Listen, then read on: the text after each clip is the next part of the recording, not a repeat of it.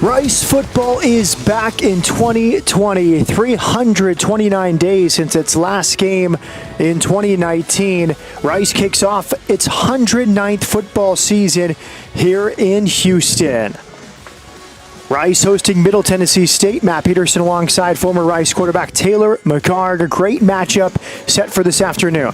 It is, and I think there's a lot of uncertainty around this season for Rice. Excited for these players and coaches to finally get out there and play. It's such a unique matchup because you've got Middle Tennessee with 6 games under their belt, and Rice, this is their first action. I think this is certainly the most unique situation that I've ever seen. A big opportunity for year 3 under head coach Mike Bloomgren and the Rice Owls. We look at the starting quarterbacks. Asher O'Hara, familiar to Rice fans, and Mike Collins, a new quarterback transfer from TCU. Yeah, Asher O'Hara really is the Swiss Army knife for Middle Tennessee on offense. Does everything for them. Their explosive plays almost exclusively come from him and leads the nation by quarterbacks in the rushing game. And then for Rice, like you touched on, Mike Collins, transfer from TCU. The last real in-game experience he had was in 2018 where he had 4 starts for TCU. Limited action last year for them. And Middle Tennessee, Coach Stockstill touched on, they really had to go back and watch tape from him for 2 years ago to get an idea of what they could expect from him. And then again, Asher O'Hara on the other side for Middle Tennessee,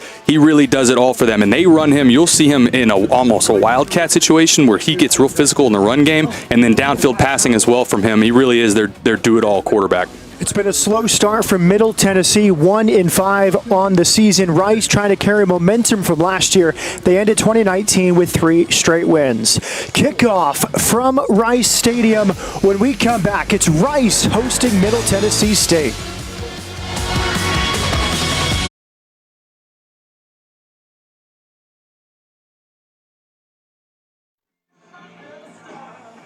And welcome back. Rice in Houston, minutes away from kickoff, and a nice cold front. Taylor McCart swept through Houston. 74 degrees right now. It's been breezy and very pleasant. Perfect football weather, and inside the stadium in the sort of lower level of the bowl, wind really isn't a factor right now, so perfect football weather. Final huddle before the special teams units take the field.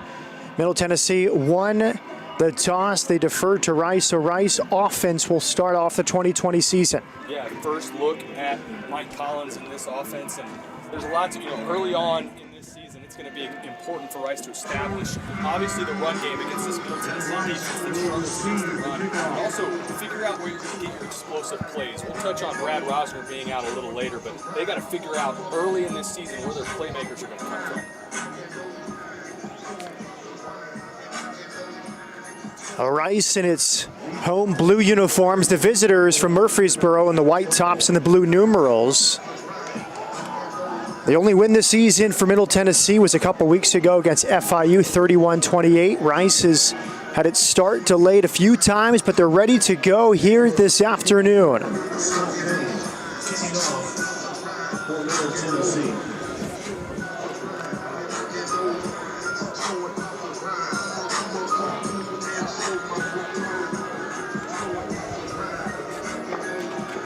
And here we go. The kick is away, return from the 8-yard line, and momentarily bobbled, regathered, and tackled around the 22-yard line.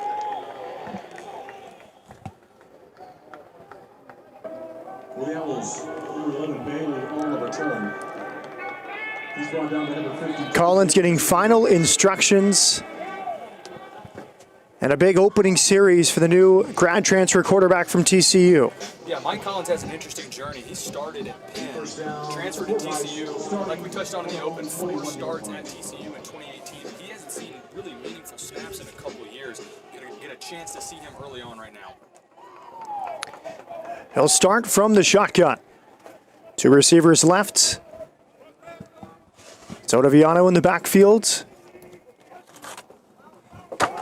It's handed to Ottaviano on first down. He breaks the tackle. He's up to about the 27-yard line. A pickup of 5 yards on the first play here in 2020 for the Rice offense. And if you've watched Rice over the last couple of years, they have established that former Stanford offense that Coach Bloomgren has brought with him. They're going to establish the run early in every game. That's their MO, and especially against this Middle Tennessee defense that's one of the last ranked rush defenses in the country. Good to have Ottaviano back for the first game. Only 3 games last year after an off-season injury before the 2019 season. He was the star on Senior Day in 2018, a win over ODU. Second down for Rice, 4 to go. It's back to Ottaviano. Picks up a couple, setting up a big third down on the first Rice series. This is going to be so important early on in games. Rice struggled at the beginning of last season especially, struggled in first possession of games and in the first quarter in general. This is going to be a huge third down to stay on the field. Collins, 6'5", 225 pounds, originally from New Canaan, Connecticut. A few substitutions before the third down play. Jack Bradley comes in, the tight end. Jake Bailey's on the field as well.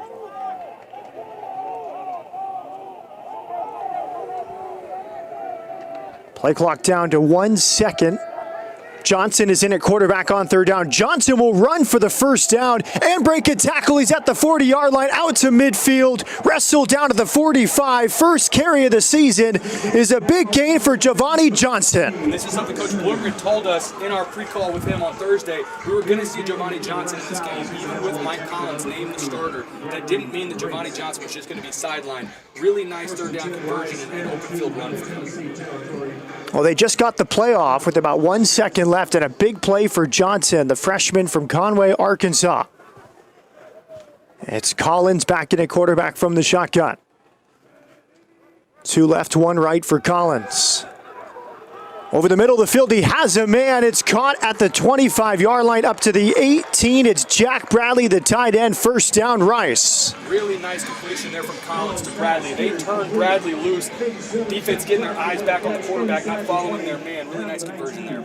First pass completion as a Rice Owl for Mike Collins. First catch of the season for Jack Bradley, the sophomore from Dallas and Bishop Lynch High School.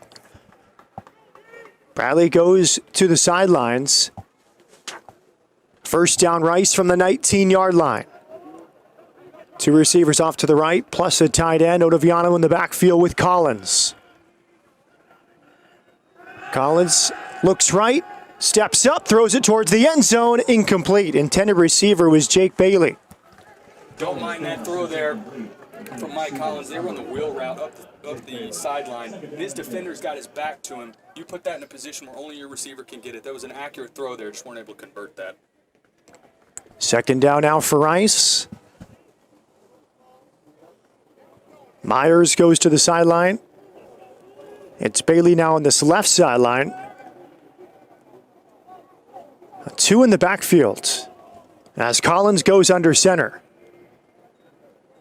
Collins hands to Ottaviano. He has an opening to the right, but a good open field tackle. Pivotal for Middle Tennessee. Up to about the 16. It was Jalen Jackson making the play. And this is another, what you touched on. Middle Tennessee has struggled in the run now. They started the season off with Army and gave up a bunch on the ground to them, so I know that affects your total overall. But this rush defense has really worn down as games have gone on, so expect Rice to continue to pound the rock. 3rd and 7 for Rice from the 16-yard line on the opening series. Collins looks to his left, throws it there. Some contact in the end zone, no flag. That will bring up 4th down. Good coverage from the Blue Raiders. Yeah, good coverage there. Running man defense there at the bottom. They run a corner route. Feet get tangled up. I don't mind the no call there. That didn't look like PI to me. Intended target was Jake Bailey. We're not sure before the game started who will replace Bradley Rosner, who opted out of the season due to injury. Now it sets up a big field goal try. 34 yards away. Colin Riccitelli with the field goal attempt. And it's through. Rice on the board here in the first quarter. Riccitelli, the graduate transfer from Stanford, a 34-yard field goal. And a good opening series from Mike Collins and Giovanni Johnson, the key 3rd down run to get Rice in a scoring position. First quarter from Rice Stadium. Rice Owls up 3. Conference USA student athletes have done things the only way that we know how, the CUSA way. In that quarter of a century, we've learned a thing or two about winning, both on and off the field. Our student athletes are more than just great athletes. They're fantastic students, and they're outstanding citizens who give back to their communities. We're committed to excellence. We are stronger together. That's the CUSA way.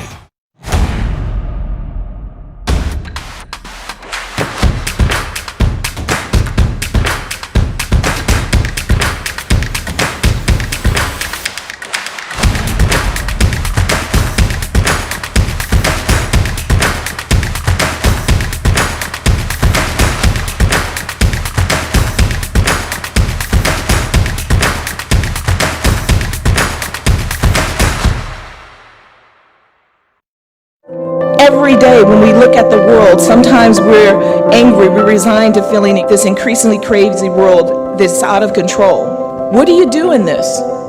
I tell you, you don't shy away from the challenges of your life and the world today. You have to evolve with the future. The answer is to live deeply and look up. At Rice University, our students and faculty look up. They look up with community, values, resilience, and dreams. I have a voice. You have a voice. We have a voice. Our voices can be heard Outside sports. As student athletes, we have a platform. now more than ever. It's important that we listen, learn, and lead, and raise our voices for change. We can all do more. Now is the time to make a difference. This is our chance. This is our chance to make a better tomorrow. Together, we will continue the conversation. We have a voice. Welcome back, Rice Stadium, 3-0 Owls after the Riccitelli field goal, and now we'll see the opportunity for the Blue Raiders to take the field for the first time here today. Been an up and down season for the Middle Tennessee offense. Middle Tennessee has struggled in conference play especially. They have several close losses in this season, but they've got to figure out a way to close out games. For Rice, really big for them to get points on the board early. Like we said earlier, they struggled with that last year and fell behind early in games. Even though they weren't able to convert a touchdown there, getting any sort of points, that's big momentum for this Rice team. At times last year, some really good performances from the Rice defense, but some opportunities from younger players to step up. Not expecting Nyakwal or Naeem Smith, two big parts of the secondary for the Rice defense here this afternoon. Riccitelli will kick it away, just converted the 34-yard field goal. That Rice play drive, by the way, 8 plays, 63 yards, 3 minutes and 49 seconds. The big carry was from Giovanni Johnson, a 25-yard run on third down.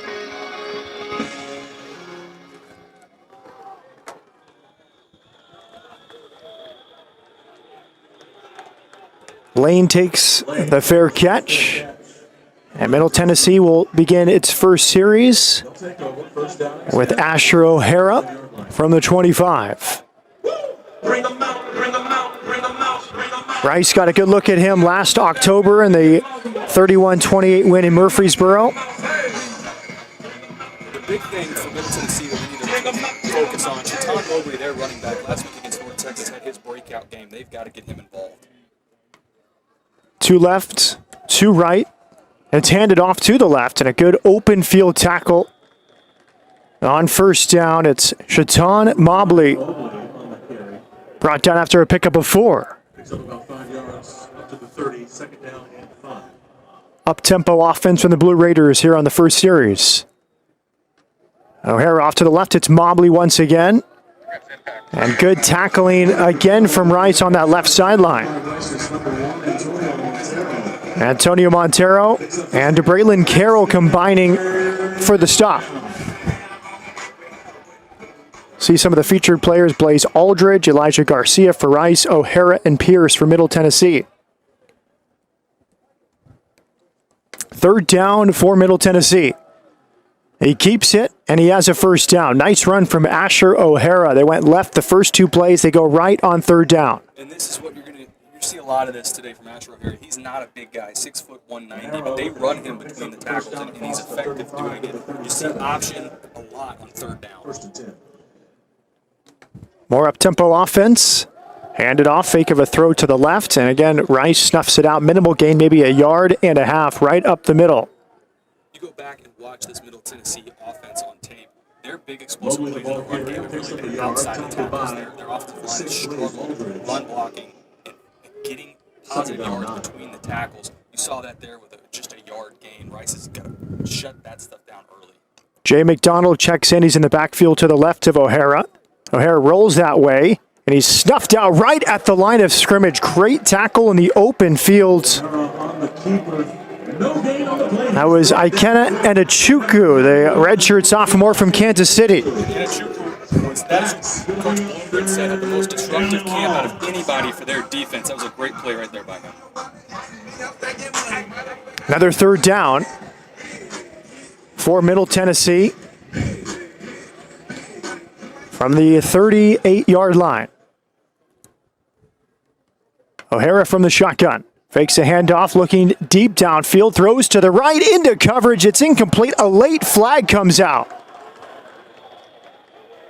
Right at midfield. The intended receiver was Jamichael Thompson. Yeah, I think we're going to get a hold here on Trey Schumann.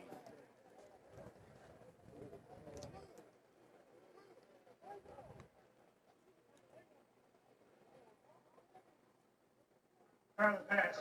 Holding. Defense, number 19. 2-yard penalty from the previous spot. Automatic first down. Critical call on third down. And apologies to Trey Schumann and your family if you're watching. That was actually on Trey Schumann. Freshman corner from sophomore corner from Duncanville. Yeah, DeVones made some big plays last year. They run the slant on first down, a pickup of 7 or 8.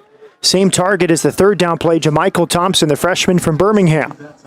Yeah, good, nice, quick slant there. Those are the completions that Middle Tennessee struggled with. A lot of their completions have been outside the pocket, scrambles by Asher O'Hara. That's important for them to establish those. Sean Fresh with the tackle, a freshman from Austin. 2nd and 1 for Middle Tennessee. They hand it off. It's fumbled and recovered by Rice. At the 45-yard line, a mistake on 2nd and short.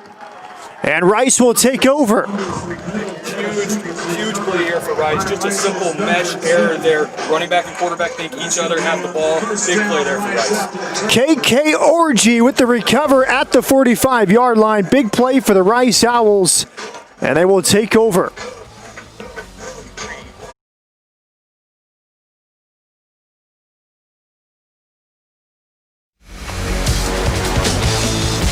Austin Trammell, 2nd straight year he has been a captain. First time since 2011 a Rice Owl has accomplished that. And Rice back on the field at the fumble recovery from Kenneth Orgy.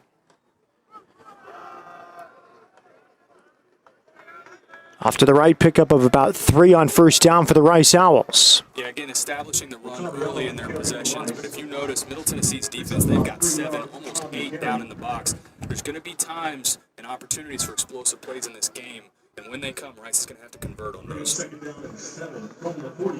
It was a steady drive for Rice before it stalled out in the red zone. The key play was from Giovanni Johnson, a 25-yard run on third down. His only time as the quarterback on the first series. It's been all Mike Collins.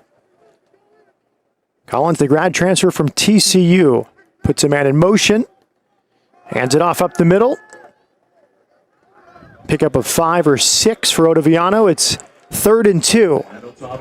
And you got to be encouraged with that many bodies from Middle Tennessee in the box, still being able to move the ball 4 or 5 yards a clip. That's good early on for Rice. Ottaviano, now a redshirt sophomore from Arlington, Texas, really rose up the depth chart as we see an injured player. It's Davis for Middle Tennessee. Jalen Davis, a redshirt freshman from Kingsland, Georgia.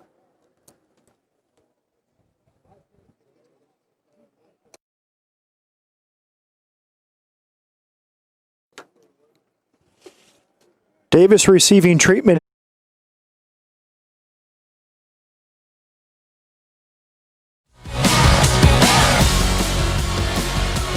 Third and 2 Rice from the 48-yard line. Jalen Davis treated on the far side of the field after his injury. Man in motion. Hands it off Ottaviano. He has the first down. He's up to the 42-yard line. A lot of carries here in the first quarter for Juma Ottaviano, the redshirt sophomore. Yeah, really featuring 21 here early. And again, the push up front by Rice's offensive line. If you notice, Middle Tennessee's defensive line, that first step is going backwards. Really good push early in physical play for Rice.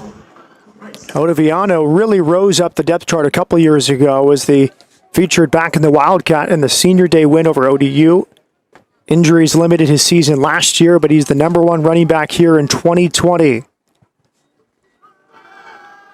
They throw it outside to Ottaviano. He catches it in the flat. Nice move to get upfield. He's up to the 35-yard line. Pickup of 8 for Juma Ottaviano, his first catch here in the first quarter. And those are the veteran plays you expect out of a senior quarterback like Mike Collins. Gets it to his check down quickly. Realizes nobody goes with the back in the flats and doesn't try and force anything. Just get it to your playmakers quickly. Get him in space. Really nice job there. 2nd and 2 for Rice. 34-yard field goal from Rich Chitelli, the difference in this one. Rice recovered a fumble on the last series for Middle Tennessee. 2 in the backfield behind Mike Collins. Collins back to Ottaviano again. A pitch and a first down for Ottaviano. Rice chipping away here in the first corner. Another sustained drive for Mike Bloomgren's team. And again, this is the staple. I mean, this is what he brought from Stanford. Control the tempo. Don't turn the ball over. Grind your opponent down and then really put him away in the third and fourth quarter. Momentum, though, every play is going in the right direction for Rice right now.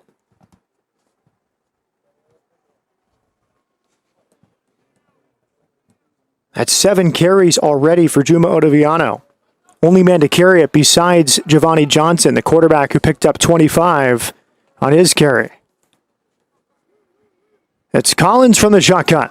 Collins looking left, escapes the pressure, throws it away. Good blitz that time from the Blue Raiders. They had man coverage again down at the bottom.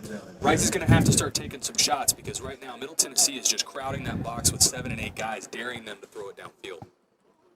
It was D.Q. Thomas, the first to put pressure. Jalen Davis had the first contact on Mike Collins. 2 of the starting cornerbacks were questionable entering today's game, Quincy Riley and Kenneth Major. Yeah, so this is a little bit of a depleted secondary for Middle Tennessee. And like we've mentioned, at some point you'd like to see them attack this secondary downfield. 2nd and 10 for Rice. 2 receivers off to the right. Hands it off Ottaviano. He sweeps to the left. Good fake. Fooled me. And there's Collins pushing forward for a pickup of 5. Good play there. That's not something that he's going to feature. Giovanni is the better natural runner, but a nice job making one cut, get north and south, and get what you can get. Riley was questionable. He is definitely out today. Kenneth Major, the other starting cornerback, he is available today, but we've seen a lot of Jalen Jackson, number 23, in the secondary, along with Takorian Patterson. 3rd down and 5 for Rice. 2nd series for the offense. 3 receivers off to the left for Mike Collins. Collins from the shotgun looks left. Low throw, and a late flag comes in. Intended receiver was Jordan Myers. Yeah, I know Mike Collins would be the first one to tell you, you got to have an accurate throw there. The direction that this flag was thrown in, I think this may be a hold on Rice. We'll see what the call is.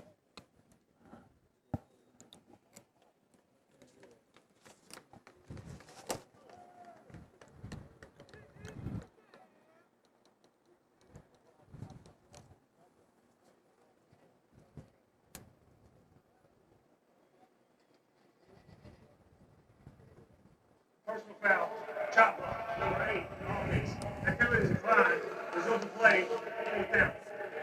A chop block on Ottaviano, 4th down.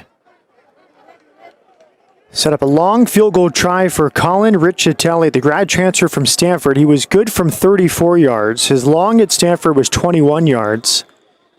This will be a 45-yard field goal. I think this will test his range here. We'll get a good idea of his range moving forward on this one right now.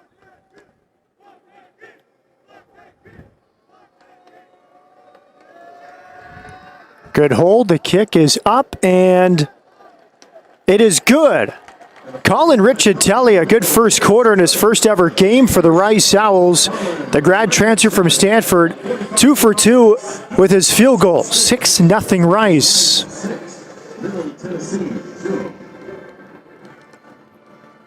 Back-to-back possessions with points. Can't say it enough. For Rice early in this game, that would like to see them convert in opponent territory and figure out a way to get touchdowns on the board. Back-to-back possessions. Anytime you get a turnover, regardless of field goal or touchdown, anytime you get a turnover, you've got to convert those into points. Been a good start for Rice against Middle Tennessee. Last year, 17-0 at halftime. An eventual 31-14 lead before holding on for a 31-28 victory. And in that game, Coach Bloomgren was the first to say, he's the one that condensed the playbook down in the second half, said, look, I told our coaches to condense it a little bit. They got a little too conservative, let Middle Tennessee claw back in that game. He took ownership of that and said, if they get in that position again in this game, they're going to keep the foot on the gas. Riley, England, Chisholm, and Blankenship, the primary return men for Middle Tennessee. Riccitelli kicks it away.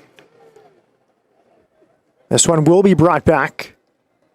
Breaks the tackle past the 30 and brought down to the 35-yard line.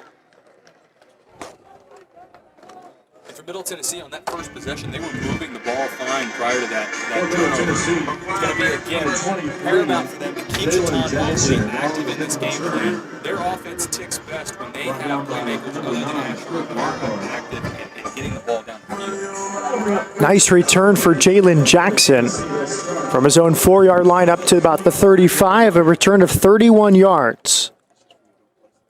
Rice's drive, 9 plays, 29 yards, just under 4 minutes on the clock. A flag comes in on first down. O'Hara throws it to midfield. It's caught. A first down pending the flag.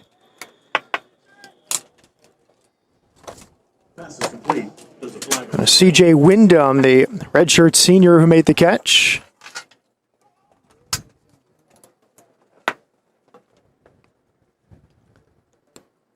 Legal formation.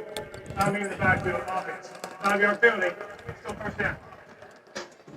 Well, that catch will be negated. A legal formation, 5 men in the backfield, moves the Blue Raiders back 5 yards. First down and 15.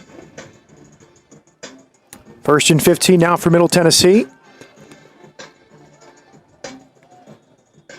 And they were moving down the field in their last series, Taylor, before the fumble recovered by KK Orji. They really went up-tempo on that first series before the fumble. They've been a little bit more methodical here on the second drive. Out to the left. Good tackle. There was a lot of room on that far side. Catch was made by Jaron Pierce. Yeah, really nice tackle there by Prudy Calderon. Those are the type of plays in open space. You've got to make those tackles. If he doesn't make that tackle, this may be a touchdown there. And notice Middle Tennessee, they used the clap for their cadence. They drew North Texas offside several times last game with that. To right, one to the left.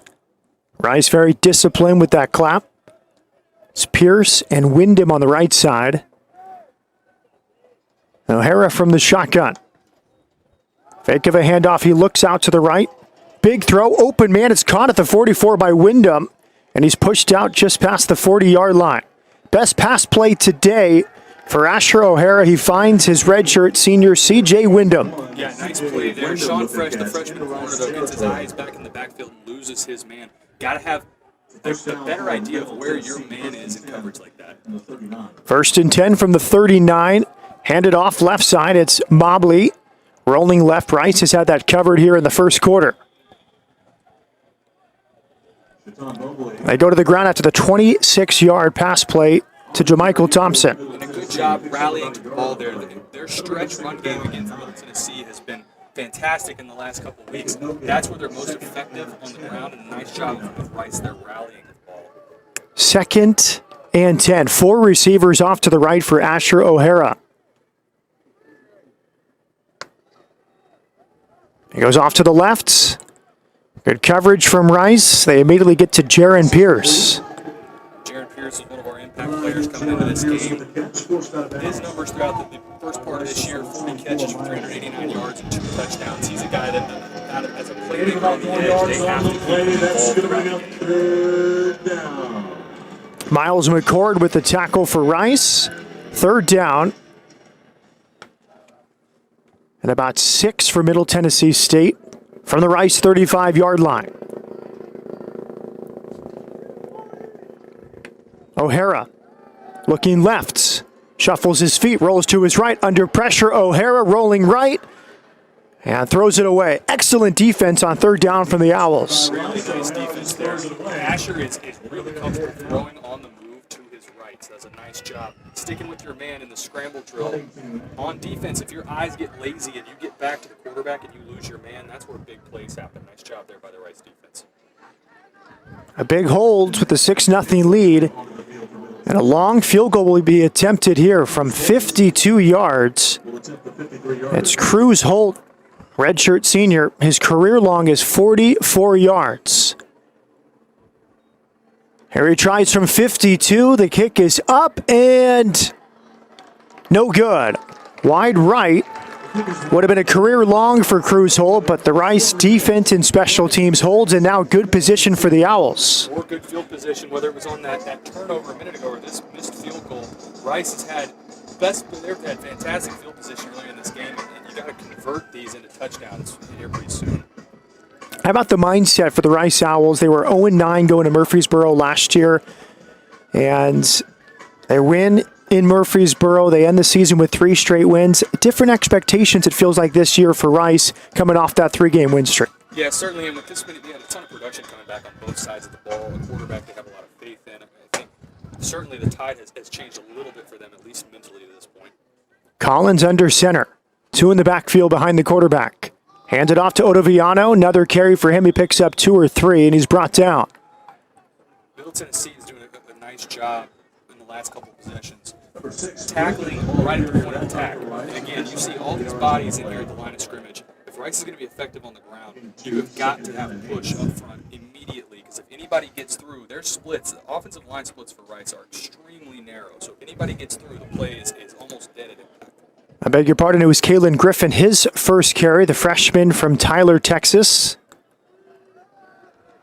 Now a big throw down the left sideline from Collins, and just overthrown. Good coverage on the near sideline. Intended receiver is Andrew Mason, another freshman. And good coverage out there on that far sideline from Middle Tennessee. Yeah, good coverage there by DeCoy and Patterson. We talked about this Middle Tennessee secondary is depleted a little bit with injuries. And if you're going to play this much man defense, your corners on the outside have got to win their one-on-ones. Otherwise, that's where big plays happen. Nice job there by DeCoy and Patterson. Couple freshmen with opportunities on 1st and 2nd down. Now 3rd and 8 from Rice. From the 37-yard line. 3 receivers off to the left. It's Collins. Good pocket. Over the middle. And it's intercepted. Hung in the air too long. And now an opportunity for a good run back here. Out near midfield, he's wrestled down. That's Gregory Great Jr., the safety. Greg Great was described as all business earlier in the week by Coach Stockstill. For quarterback Mike Collins here, that's single high safety. You got to make sure he looked him off at the beginning, but Greg Great went right back to the middle of the field. That throw can't happen. You've got that safety over top. Nice job there by Greg Great, following the ball with his eyes, making a play. Now this is where Middle Tennessee's got to convert. They have the good field position now. And we were told this week Greats played the best of anyone on defense lately for the Blue Raiders.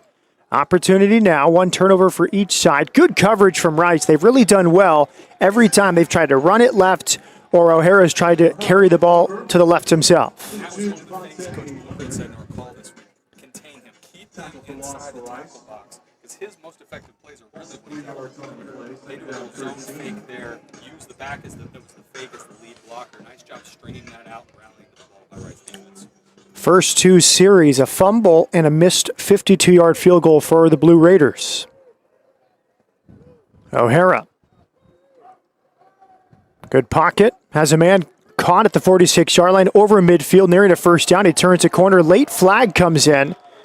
And a nice catch and run from Jaron Pierce. Yeah, nice catch and run there. I think this one is coming back, though. Looks like we're going to have a block in the back by C.J. Wyndham.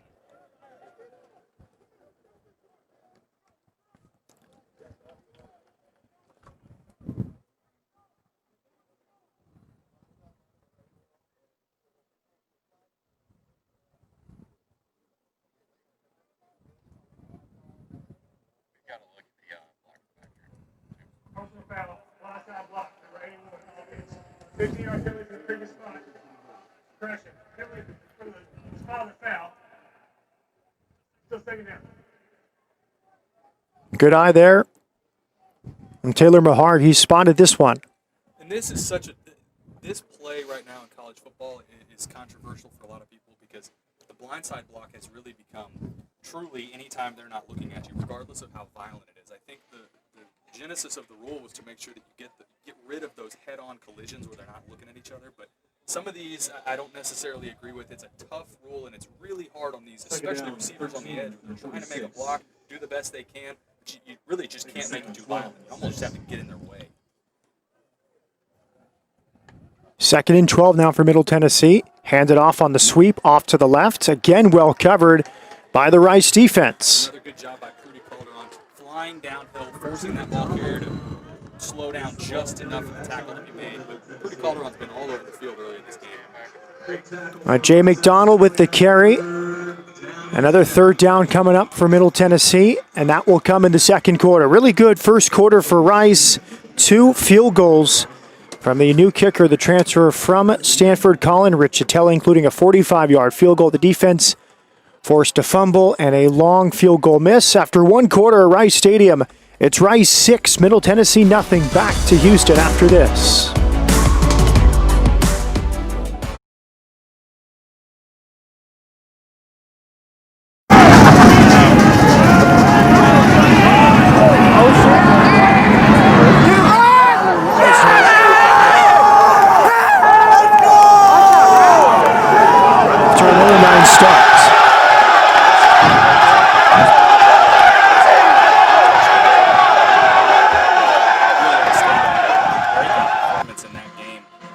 Miss him quite a bit on this team, and that's what we talked at the open about. Where do the playmakers come from Rice right now? We saw Mike Bloomgren enter in his 3rd season at the helm.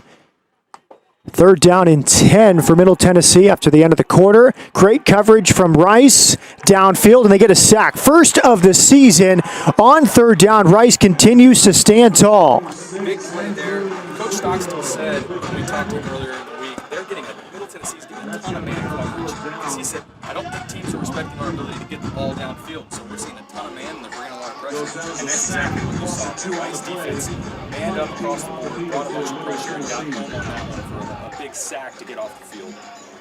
Garrett Grammer with the sack, named one of the captains before the season. Along with Blaze Aldridge, Jordan Myers, Austin Trammell, and Campbell Riddle.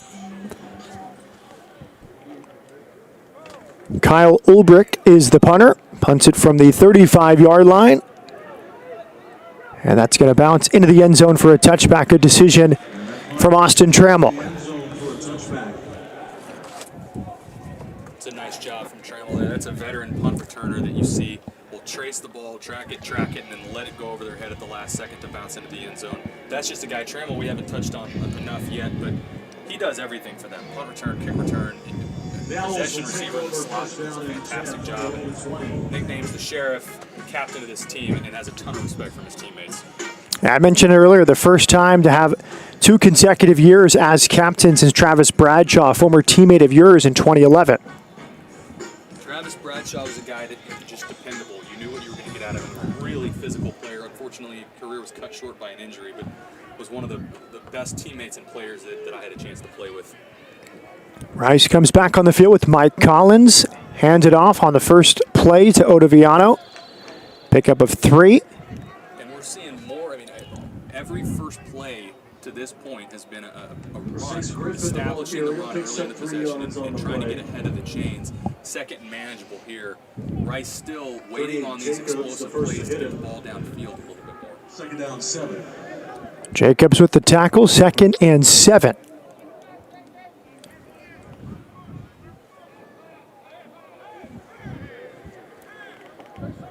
Griffin with the carry on first down. He stays in the backfield, does a good job on the blitz pickup. High throw that time, some late contact, but the ball was already over the head of Jake Bailey. Yeah, more man coverage for Middle Tennessee. And that long throw, that out route to the field, that ball's got to come out of Mike Collins' hands immediately. If you're going to pull the trigger on that one, that ball's got to travel a long way, even though that would have only been for about a 7 or 8 yard completion. It's really like a 30, 25 yard throw on a line. You got to get that out a little bit quicker.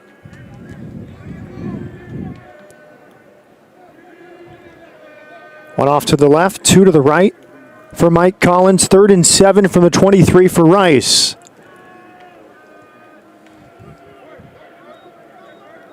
Late flag right before the snap.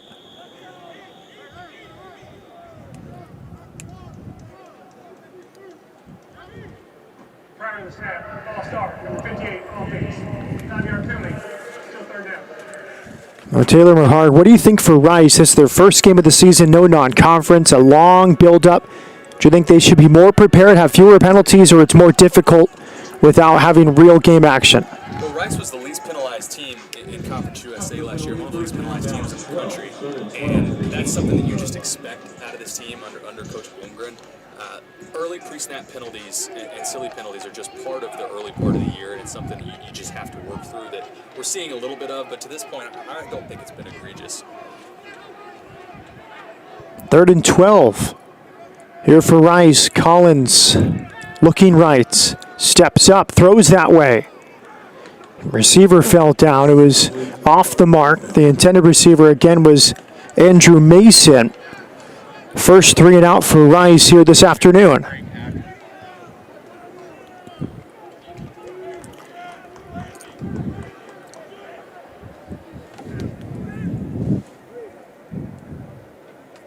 Now Charlie Mendez is the punter, a freshman from Van Nuys, California.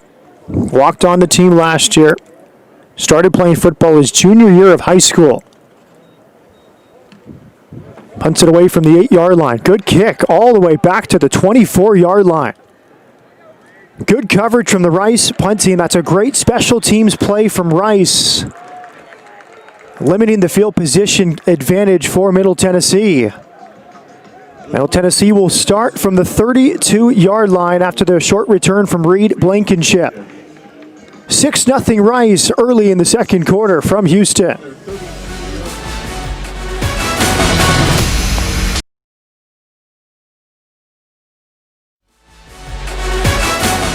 After a 58-yard punt, Middle Tennessee takes over at the 32-yard line early in the second quarter. 6-0 Rice. 2 field goals from Colin Riccitelli, the difference so far.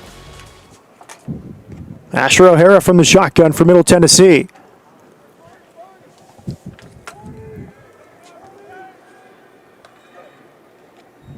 Quick throw to the left, caught. Yusuf Ali. Big hit after about a 5-yard pickup. Nice coverage from Rice. They've done a great job on that left side the entire first half. Yeah, another good job there by Rice rallying to the football. If I'm Middle Tennessee, get Asher O'Hara in space. That's where he's most comfortable right now. They haven't done a very good job, I think, of getting him out on the edge. 20th catch of the year for Ali. They roll him out to the right. First down catch made by C.J. Wyndham. Pass is complete. And that's where Asher O'Hara is most comfortable, like we talked about, rolling to his right. He's got a quick trigger when he's going that direction. If I'm them, more play action, more design bootlegs. Get him out on the edge, going to his right side. 10 from the 43. More up tempo here for Middle Tennessee. We saw it on the first series. So far, a fumble, a punt, and a missed field goal for the Blue Raiders. O'Hara over the middle, catch is made.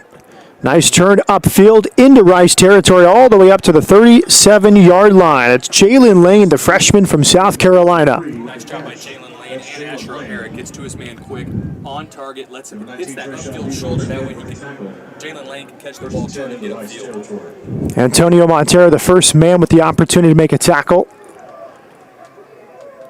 A good start to this drive here for Middle Tennessee. On the move at the 37-yard line. High snap. O'Hara handles it. It's up the middle. First down. He lowers the shoulder. About a 14-yard pickup. Nice aggressive run by Shaton Mobley. I think we're going to see some more tempo here, but that's what we talked about. They need Shaton Mobley to be active in this game plan. Mobley averaging 6 yards a carry before the game today. The throw is incomplete, just beyond the outstretched arms of Jalen Lane. Pass is incomplete. 83 Lane was A rare drop that time. O'Hara's been very accurate. And if you're Middle Tennessee early in this game, you got to feel good that haven't played particularly well to this point, but convert with a touchdown here, all of a sudden you have the lead. Rice hasn't been able to convert on those short fields to this point. O'Hara's 8 for 10 this afternoon. 3 left, 2 to the right. On 2nd and 10 from the 25-yard line.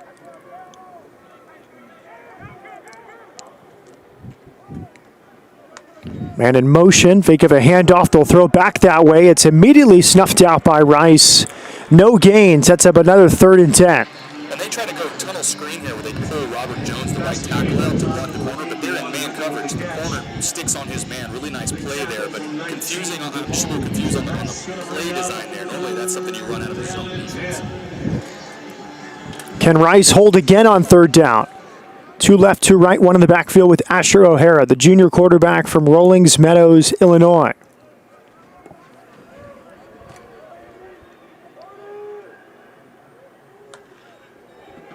O'Hara deep drop, looking downfield, heaves it to the end zone and caught. Great throw and the catch made by Yusuf Ali. Touchdown for Middle Tennessee. Smash concept there with a hitch out to the right side and that corner route by Yusuf Ali. Nice job by Asher O'Hara working through his progression. And like we talked about, to this point, Middle Tennessee really hadn't played that well, but all of a sudden have one nice drive, score a touchdown, and they've got the lead here in the 2nd quarter. Chamberlain was nearby for Rice. Now the point after touchdown. Cruz Holt is out for the PAT. It's up and through. Middle Tennessee takes the lead 7-6 with 10:40 left here in the 2nd quarter. 7, Rice 6. An impressive series from Middle Tennessee. They have a 7-6 lead in Houston. 10:40 left, 2nd quarter.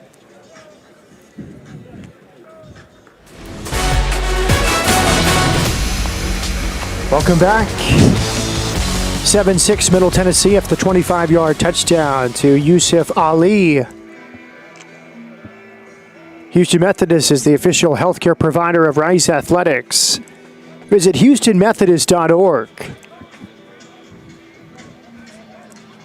Matt Peterson with Taylor McCarg. Impressive series that time. Ali with the 2nd touchdown catch of the season. 25-yard throw from Asher O'Hara. His 10th touchdown pass of the season. Return comes from the 5-yard line, out past the 20, and he's wrestled down. That's where Rice's series will begin as they trail for the first time today. Similar to the last couple of years, this offense has got to establish some sort of passing game right now. Just 2 of 10 through the air with 1 interception from Mike Collins. And if you're going to beat this Middle Tennessee team, you're going to have to do a little bit more, get a little bit more creative, get the ball downfield, because right now they're stacking this box. Really, both of these defenses are stacking the box, daring them to beat them downfield, and at some point Rice is going to have to complete some downfield shots. Mike Collins, the grad transfer from TCU, back in at quarterback. A receiver on each side, Ottaviano in the backfield. It's handed off to Ottaviano. Picks up about 3. 8th carry for Ottaviano. 30 yards so far, as long as 6. But as you mentioned, they're starting to expect the handoffs now. Well, especially on the first down. I believe every first down play that Rice has run to this point has been a carry for Juma. And, at some point, get a little bit more creative, get people on the edge, because this box right now, just looking at this play right now, they've already got 7 stacked up right now with their safeties at 9 yards. Giovanni Johnson comes in on 2nd and 8. Johnson will roll to his left, has a blocker out in front. Johnson will get near a first down. Had a 25-yard carry on 3rd down to key the first drive. Jackson on the keeper for Rice. Important tackle made in the open field. Great who had the interception in the first quarter. And now we see the big boys come in for short yardage here on this short first down. Really key for Rice to convert this and avoid back-to-back 3 and outs. 3rd and 1.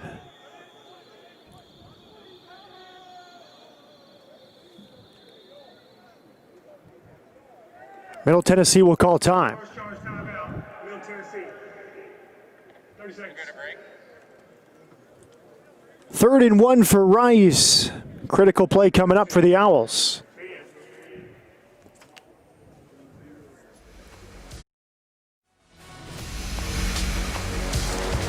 Third down and 1 for Rice. 9:17 left, second quarter. Middle Tennessee took a timeout before this third down play. 3 behind Mike Collins. Leap play over the top, a first down for Rice. That was Jordan Myers, the tight end, getting the handoff. Nice creative play there. Get Jordan Myers in the backfield, hand it off to him, leap over the pile. And this is where field position has improved a little bit.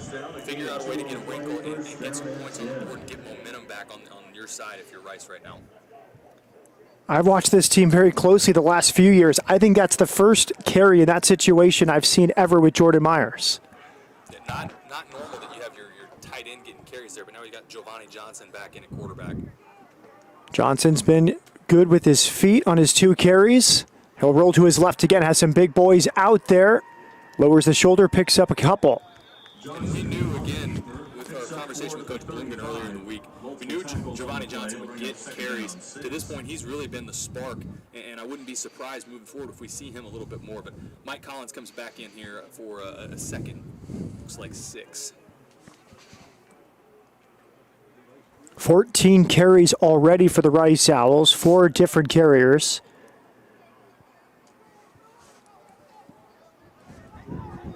Second and 6 with Collins from the shotgun.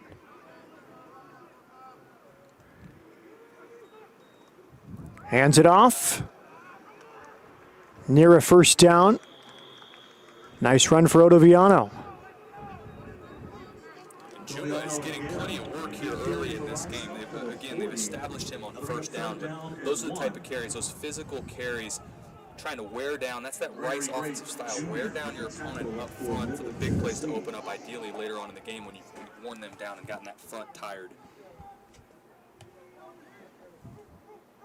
3rd and 1, 9 carries, 34 yards for Otoviano here in the first half.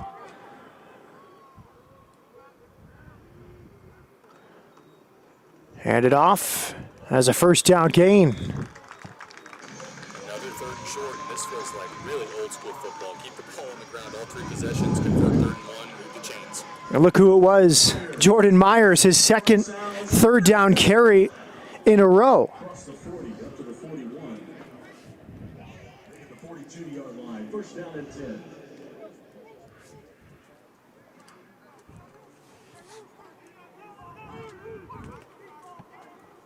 First down Rice, clock ticking, around 6:45 left here in the first half. Collins looks left, has an open man, it's caught. And a nice pickup from Bailey. He has a first down, broke a tackle, and he's up to the 45-yard line of Middle Tennessee. Really nice job by Mike Collins. Defender at his feet, get the ball out of your hands. If you've got that many guys, again, like we talked about, you get that many guys stacking the box, you get the ball out of your hands, you let a guy make somebody miss, there's nobody else there. Everybody's back inside. Nice job there by Mike Collins.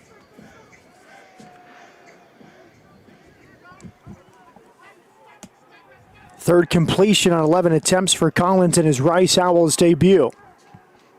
3 receivers off to the right for Collins. Throws it out there, nice play, nice blocking. Another first down for the Rice Owls. Good throw, nice play design for the Owls. Yeah, getting the ball on the edge, good job blocking on the perimeter.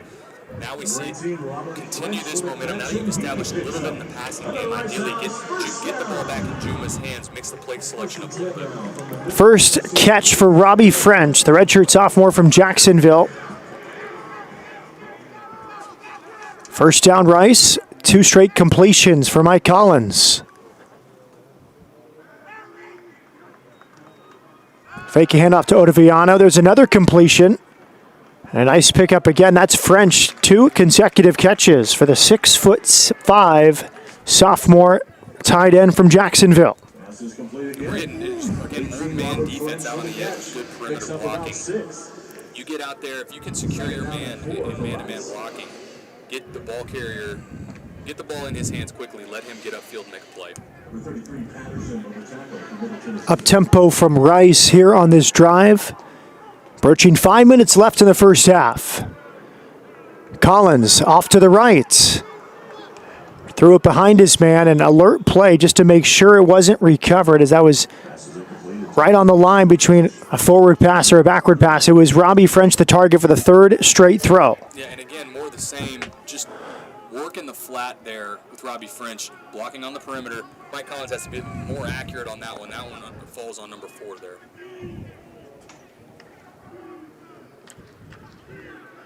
Ten plays, 51 yards, and about a minute and a half already on this drive for Rice. They move Myers off to the left. 2 receivers off to the right. Hand it off to Otoviano. He's going to roll left. Otoviano battling near a first down. Good, tough running there by Juma. Gets out to the edge. I believe he's going to have a first down here.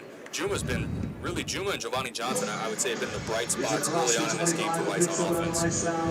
First down. First down and 10 at the 25-yard line.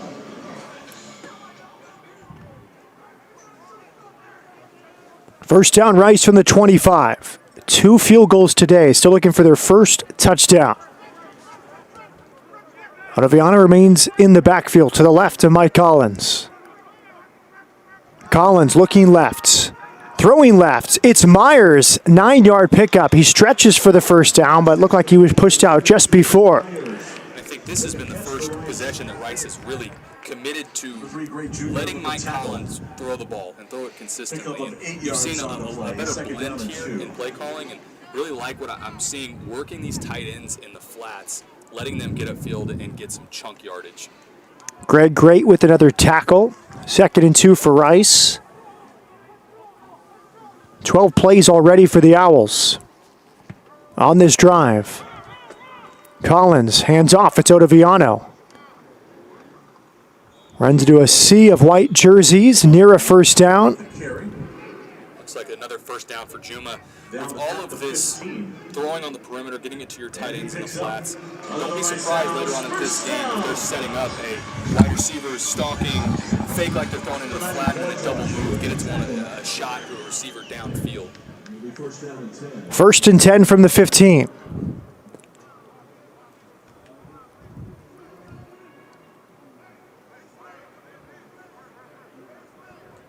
It's Bailey on this near side. It's Andrew Mason on the left side for Rice. Collins from the shotgun. Hands it off to Otoviano. He has a seam out there and a blocker near the first down marker. Good blocking from the freshman receiver, Andrew Mason. Good job getting on the edge. A nice job by the left tackle, number 71, play serving, securing that edge, letting Juma get to the edge. Another nice run there for about 8 yards. And this is where, for the Rice offense, you got to convert here. This is, you got a 2nd and short. You're inside the 10-yard line. Need to convert this into a touchdown as opposed to a field goal. We see Myers back on the field. He had those consecutive third down carries. A converted running back. No carries last year. Had 5 in 2018. 42 carries as a freshman in 2017. Here's Collins. He kept it himself after the fake. Smother, but he has a first down around the 5-yard line. Good decisive. Again, Mike Collins isn't going to do a lot. He's not going to get real fancy when he throws the ball. Makes his one cut, gets upfield, and gets the first down. And looks like we're getting a timeout now. Rice with its first opportunity really close to the end zone to get the first touchdown of the season. This is a 14-play drive. Already 73 yards. We take a break. Middle Tennessee up a point, but Rice threatening after a long drive here in the second quarter.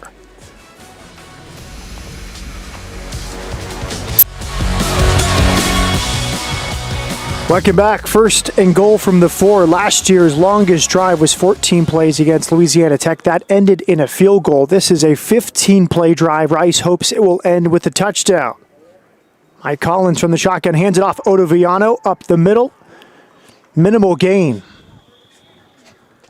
this is another situation where we might see Giovanni Johnson come in on short yardage here, and sure enough, he comes in right now. This is something he specializes in, and Blue Grid touched on, and he would be featured in. Already 13 carries for Juma Ottaviano. Goal to go from the 3.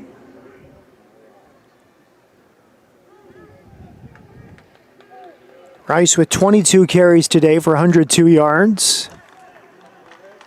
Johnson does come in. Great prediction there from Taylor McHugh.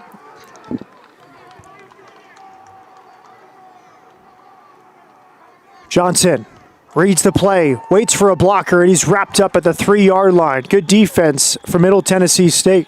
That was a really nice job by number 91, Jordan Ferguson. And this is a guy that Coach Stockstill said has been one of his toughest players he's ever coached. 30 seconds. Number 3, Johnson. On that last run for Rice. He was stopped. It's early in the season, but Taylor, after he had some converted throws on this drive, would you like to see a play call for a throw earlier in this first and goal situation than those first 2 carries? Well, I think the play calling early for Rice is setting up a lot of things in the second half. I think featuring Giovanni Johnson, I think there's going to be an opportunity for him to throw the ball in the second half. Some of these passes into the flats, you're setting things up to get a defense lazy, have them have lazy eyes, focus in the backfield and off of their keys, and that's where you set up big plays in the second half. Again, this is Rice's first game. They're establishing personnel. They're figuring out who they have. I get that the play calling to this point has they've not tried to get the ball down the field too much, but first game of the year, taking care of the football, not a lot of sloppy mistakes outside of the 1 interceptions from Collins, but converting a touchdown here, getting a touchdown as opposed to a field goal is going to be extremely important. Then get a stop and go into half with momentum. This will be the 18th play of the drive. It's Mike Collins from the shotgun. 2 right, 1 left. He goes left. A fade to the corner. And it's caught. Touchdown, Owls. August Pete, pardon me, this is one of the guys that we talked about at the Open that is going to have a big role in replacing Brad Rosner, who's out this year. Really nice job by him. Pitch and catch. Leave that ball outside if you're Mike Collins, just like he did, and give your guy a chance to go up and high point it. And that's exactly what Rice needed. Get on the board with a touchdown, break this string of field goals. A nice, long, sustained drive right there by Rice. Excellent throw from Collins. The PAT is up and good. It's 13-7 Rice. What a drive. 9 minutes. 18 plays to go over 75 yards. Sensational from Rice. And it's the old Mike Bloomgren idiom. Pound the rock, control the clock, and play great defense. Well, and that's what you're going to see all year from him. That's his MO. We talked to him in the pre-production call, and we touched on how many explosive plays they had in the last 3 games of the season last year. And he said, you know what? When we were at Stanford, until we had guys like Christian McCaffrey, our MO was blocking and tackling, long sustained drives, and take care of the football. They didn't rush out to big leads and blow people out. They pulled away late in games after they had sort of overpowered them. And I think you're going to see that continually from Rice.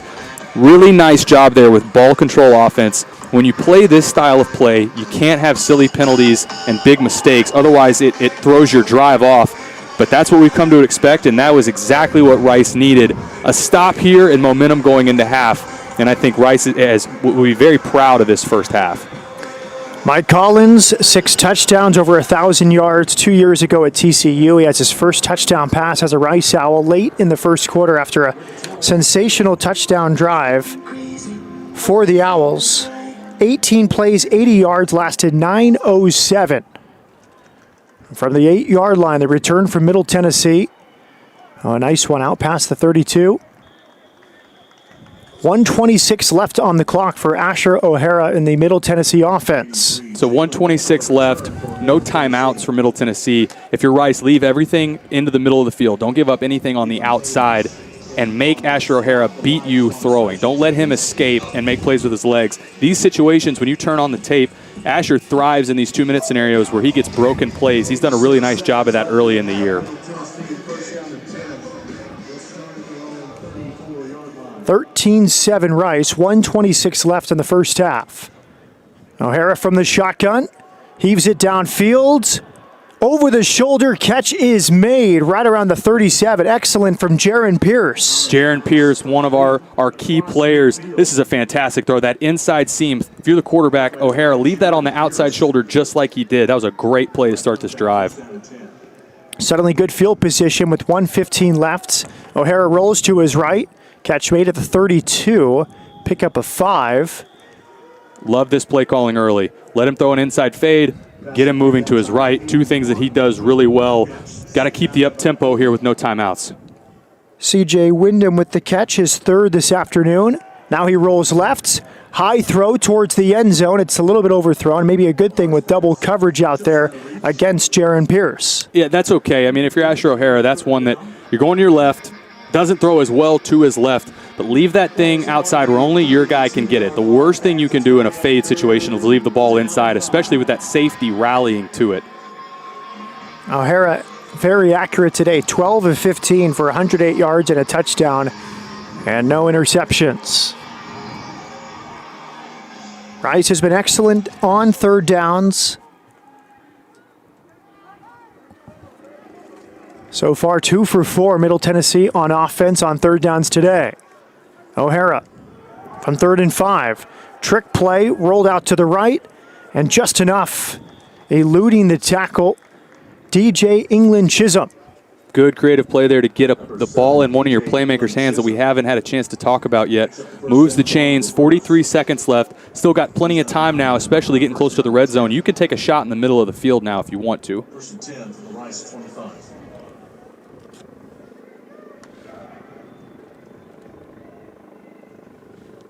First and 10 from the 25, 43 seconds left here in the first half. O'Hara rolls left, throws left, catch made. Nice work from Anderson, breaks the first tackle. He's about a yard shy of the first down marker. Really nice play by Anderson here to shake off a tackler. They just run a nice switch concept, and if that's going to happen and you're Rice, got to make that play in the open field. Otherwise, there's nobody else left when you run man defense like that. It was Gabe Taylor with the first contact for Rice. False start, Jaron Pierce. And it's interesting this year with no crowds in many of these locations, you have the clap cadence. Didn't work that time for Pierce. Yeah, the clap cadence or dropping the hand down, we had those, everybody does, and it's normally designed for stadiums where there's a bunch of noise. Interesting that they're still using it in an empty stadium here at Rice.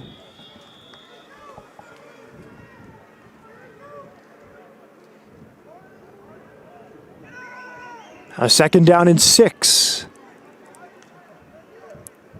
Put Pierce in motion, then he goes back out to the left.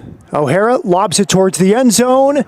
Caught. Touchdown, Middle Tennessee. C.J. Wyndham, perfect throw from Asher O'Hara. And C.J. Wyndham's one of the biggest receivers that Middle Tennessee has. 6'2", goes up and high points the ball, and that was about as good as you're going to see from this Middle Tennessee offense. That was a fantastic drive in a 2-minute scenario. Big plays from their biggest playmakers, Pierce and C.J. Wyndham. And again, for Rice, that was the opposite of what we talked about. Give back momentum again right before half. 30 seconds with some timeouts. Still enough time to get some points here if you're Rice. Miles McCord with the coverage. Cruz Holt on for the PAT. Middle Tennessee retakes the lead, 14, Rice 13. Now 14-13, and really a tale of two parts of that first half. Rice defense looked really good the first quarter, maybe quarter and a half, but the last two possessions, Middle Tennessee has been very impressive. Yeah, and I would say that the last two drives are really what stood out to me. I mean, Rice was fairly anemic for the majority of the first half, but that last 15 or 16 play drive ended in a touchdown, mixed up play calling a little bit. And then if you're Middle Tennessee, finally getting that downfield passing game going, a couple inside fades that they hit, and then that fade to the end zone for C.J. Wyndham. I like the play calling. They're opening up a little bit. And this second half, I think, is going to look a little bit different than the first half did.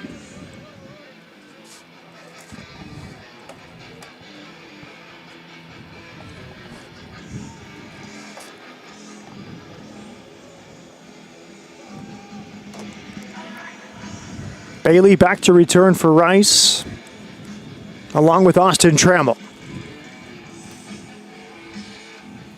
6-play drive, 66 yards at 1 minute and 3 seconds. 21-yard touchdown pass to Wyndham from Asher O'Hara. Short kick, handled by Tremble from the 11-yard line. Tremble has a seam. He's past the 30, cuts upfield out to the 45-yard line.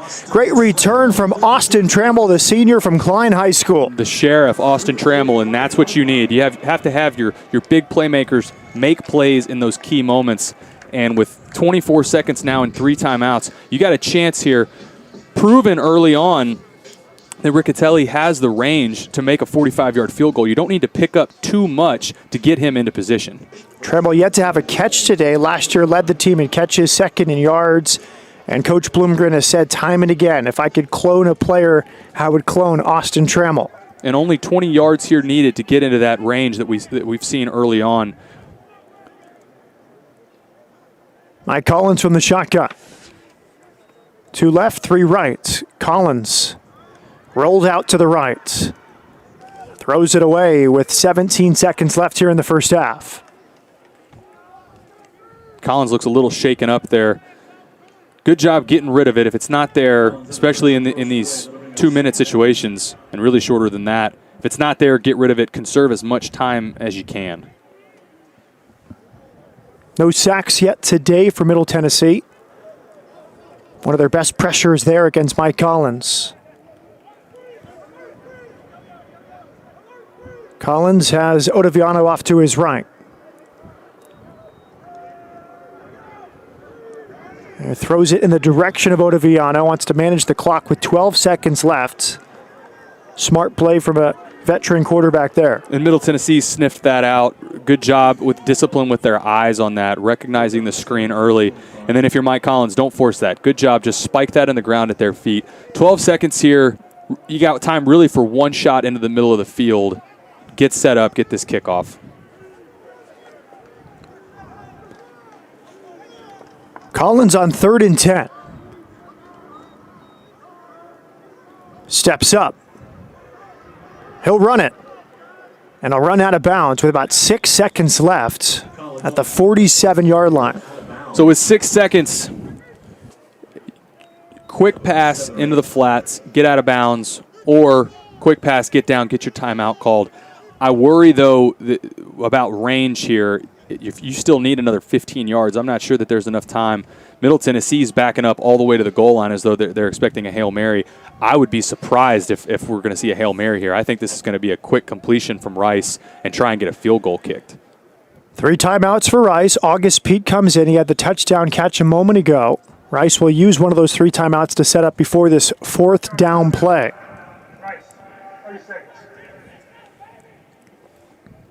Collins now 7 for 18, 75 yards, a touchdown and an interception. And what a great first half it's been for Greg Great, who had the INT. His career high 11 tackles. He already has 10 in this first half.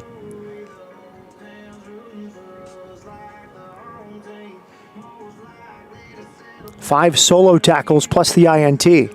Yeah, Greg Great's been all over the field, and that interception was a really nice play by him, tracking down that ball. This game has been fairly clean to this point. Not a lot of sloppy play. Would like to see a little bit more explosiveness out of both of them, but like we said, both of those drives, not including this one, the last one from Rice and then this one from Middle Tennessee on the last touchdown, appreciated that up-tempo. That was a nice mix of play calling there. Let's see what they do here, if they're going for the end zone or if they're setting this up for a quick completion to try and get into field goal range. 6 seconds left for Rice here in the first half. After the timeout, Collins will throw it deep downfield towards the end zone. It's alive, and it falls incomplete. Good throw in the end, was tipped backward by Middle Tennessee. An opportunity there for Rice. And Taylor Mahar, your thoughts on this first half? A little bit of back and forth. Middle Tennessee, that was a fantastic drive to steal back momentum. I think Rice discovered something in their touchdown drive there. Would like to see that type of play calling in the second half moving forward. All in all, how pleased are you with Rice? This is the 7th game of the season for Middle Tennessee State. For Rice, it's their first no non-conference games before today. Yeah, I think you're seeing one team that has 6 games under their belt and another that this is their first game. It feels like that on the field. I think Rice is getting their legs underneath them. And in this second half, we saw Rice last year was much better in the second half than the first. I would expect more of that out of them. A back and forth first half. Middle Tennessee up a point here in Houston at halftime.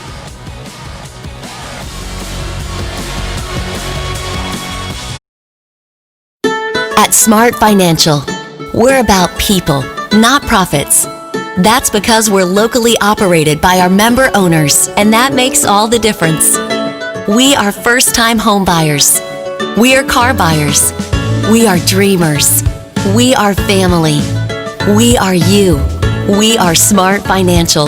No matter who you are or what you do, Smart Financial is here for you. As the fundraising arm of Rice Athletes, the Rice Owl Club supports our student athletes on their path to become the best in their sport, in the classroom and beyond the hedges. The Rise Owl Club supports our student athletes on their path to become the best in their sport, in the classroom and beyond the hedges. You can be the difference maker and help our Owls soar by giving to the Owl Club Athletic Fund. Making a gift today provides the resources needed to create the true student-athlete experience.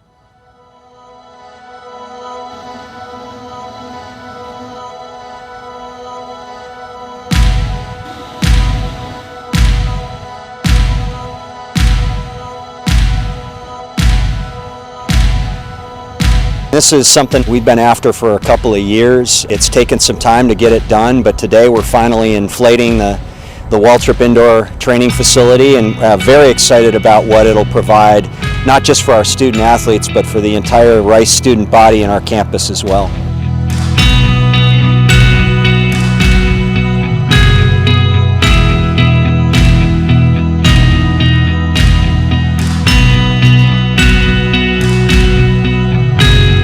It's really important in parts of the country where you have extreme weather, as we do here in Houston, where it gets very hot and we have thunderstorms typically in the fall, and it's difficult to have practice when you've got those elements working against you. And so for us to have this on our campus where our student athletes can access it, in an emergency situation or schedule a practice there is really beneficial, and I think it helps keep the student and student athlete as well, because we don't have to alter practice times as a result, and our students can get to their studies, get to their tutoring sessions, and get to their classes on time. One of our goals is to put all the tools in the hands of our coaches and student athletes so that they can reach their full potential, and I think this is another step forward in doing just that. I think just very excited to know that once we get a practice schedule in place, that we'll be able to execute on that schedule, and that we won't have to put our players on buses to go down to the Texans facility, or in the case of our soccer team, use the East Gym to do walkthroughs. So this will allow us to have full practices on schedule, on time throughout the year for all our programs. And then, I've sensed the excitement of Rice Club Soccer, a rugby program. I know intramurals and club sports in general are really excited about it. So I really do think this is going to be a great asset for the campus.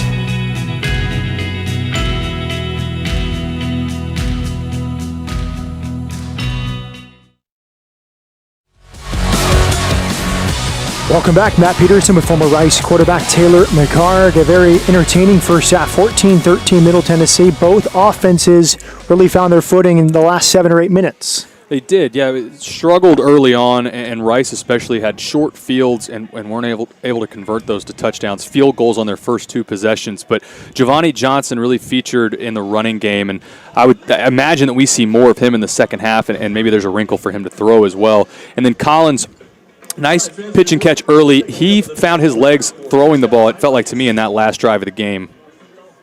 And then a big fumble in that first half. Second career fumble recovery for Kenneth Orji.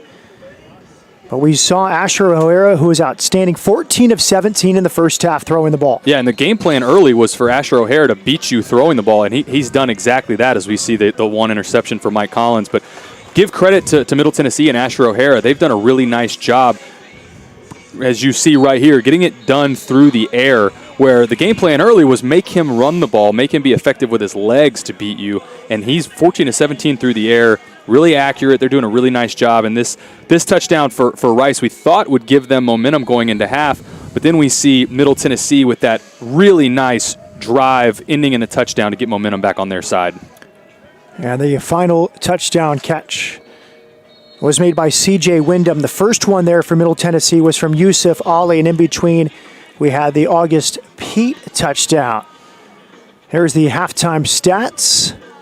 And fairly balanced for Middle Tennessee. For Rice, I think this has been the rub for the last couple of years. 185 yards total, 110 on the ground. We know they can run the ball, but just 75 yards passing in this first half. And that's something they ranked near the bottom of the country and the bottom of Conference USA last year throwing the football.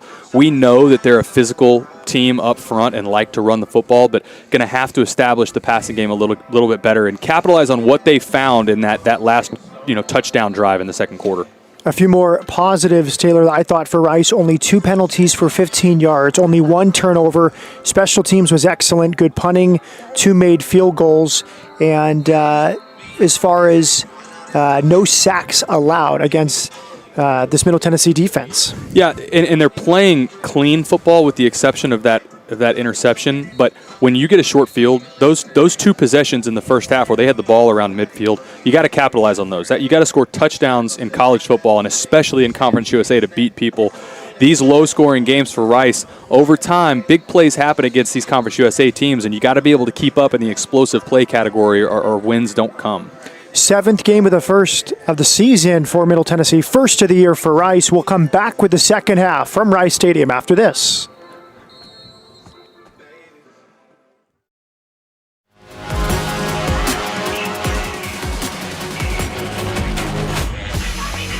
Many of the buildings on campus, such as Patterson Sports Performance Center and Walt Tripp Training Center, were wired by members of the International Brotherhood of Electrical Workers, IBEW. Welcome back. Set for the second half here in Houston. Matt Peterson with former Rice Owls quarterback Taylor McHargue. Momentum swinging touchdown drive for Middle Tennessee. They will receive to begin the second half. Short kick caught at the 16-yard line. Good return here from Jackson out near the 40. I'll make that Yusuf Ali. Had the touchdown earlier. Nice kickoff return. Good field position for the Blue Raiders. More good field position, and this is where, for Asher O'Hara, they can expand this a little bit. We know that he can run the ball well, but 14 to 17 in that first half, obviously he's passing the ball effectively. I'd expect another big half out of Asher O'Hara. Hasn't really need to run in that first half. No yards on the ground for O'Hara. This time he keeps it, and he's tackled immediately. Nice ankle towel right at the line of scrimmage. And Elijah Garcia, that's the first time we've called his name today. One of our impact players. That's a great job. Asher O'Hara is very slippery. He's not a guy that's going to run away from you, but his first step is really, really, really quick. A nice job by Elijah Garcia there. On second down, fake of a handoff, he'll roll right. O'Hara now will run it himself. He has about 8 yards near a first down. Big hit in the open field. And that was Blaze Aldridge. We haven't had a chance to call his name much early in this game, but that's the leader of this defense on the Butkus Award preseason list. And if you're Asher O'Hara, get what you can get and get down. I know that he's a physical player, but you don't need to take too many shots like that. Fourth tackle today for Blaze Aldridge. Does get a first down, 1st and 10 from the 48 for Middle Tennessee. Rice showing pressure here. They've got the line of scrimmage stacked and checking out of it now. Looks like they're backing off a bit. Aldridge also first team All-Conference USA last season. O'Hara fakes a handoff, throws it down the right sideline. Is he inbounds? Yes, excellent catch made by C.J. Wyndham. Great footwork. And this is fantastic body control by C.J. Wyndham. Goes up and high points the ball. And you'll see here, he toe taps Justin. We'll see right here if he steps. That's definitely a completion. C.J. Wyndham with the touchdown earlier in the game in that one. Really nice body control. Redshirt's senior from Powder Springs, Georgia. First down, Middle Tennessee. Rolling to his left, open man. Caught. Again, it's DJ England Chisholm, a sophomore from South Carolina.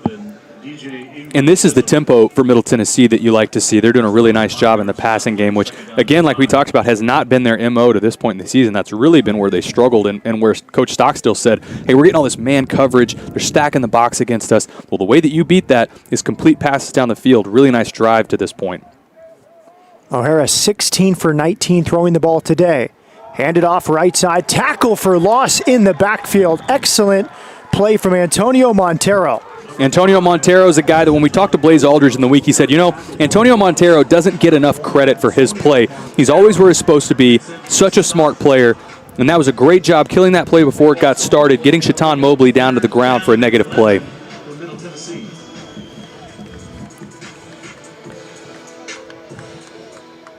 Third and 11 from the 33. Critical play here early in the third quarter.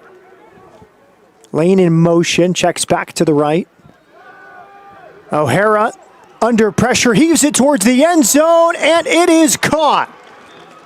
Did he get in or down at the 2? C.J. Wyndham again. From Wyndham. C.J. Wyndham again, and if you're going to bring pressure like that, they brought both inside linebackers, went man on the outside, and C.J. Wyndham continues to have a big day against this Rice defense. First down, goal to go. Drayshawn DeVones was the man in coverage for Rice. First and goal from the 2.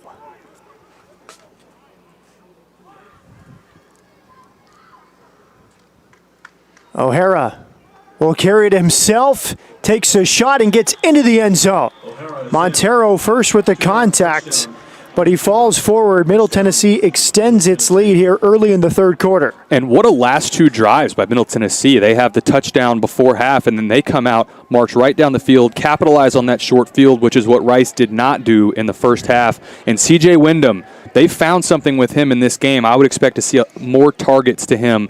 Really nice touchdown drive there by Middle Tennessee. Cruz Holt on for the point after touchdown. 15 of 16 on the season so far. Kick is up and good. Asher O'Hara, 4 touchdowns against Rice last year, combined throwing and running. He has 3 today, 2 through the air, 1 on the ground. Also 17 for 20 for 230 throwing yards. Quick drive there, 7 plays, 62 yards in 3 minutes and 8 seconds. And Asher O'Hara moves to 17 of 20, 230 yards. Really efficient play out of him. 8-point lead for the Blue Raiders early in the second half.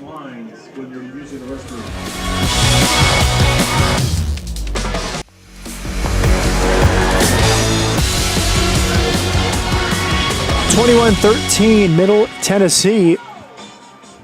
Quick touchdown drive, 7 plays, 62 yards in just over 3 minutes. Middle Tennessee extends its 1-point lead. Scott Payne will kick it away.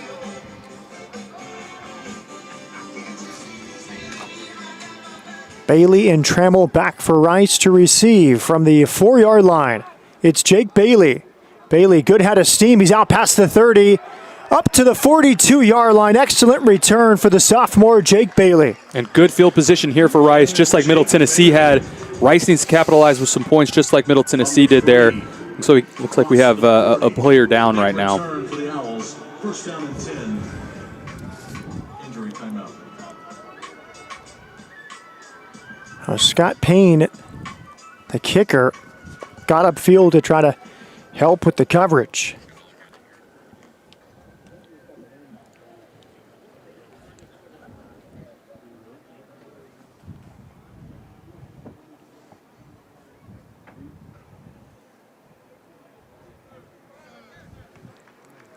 Back on his feet after he made the tackle, walking off under his own power.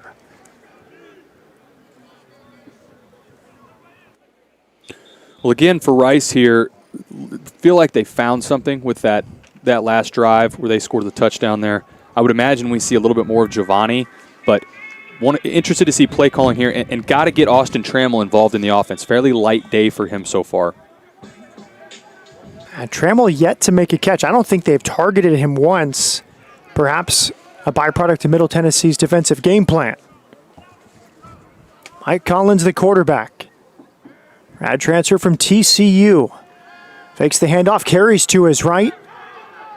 Wrapped up immediately. Nice work from Reed Blankenship, the free safety who came forward to make the tackle.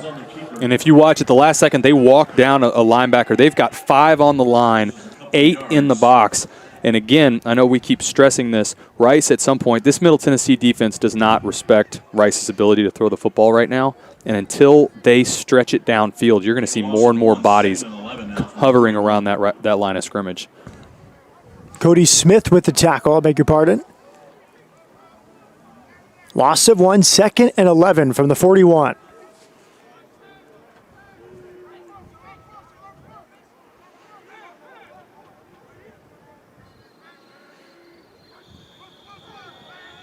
I think we're going to get a delay of game here.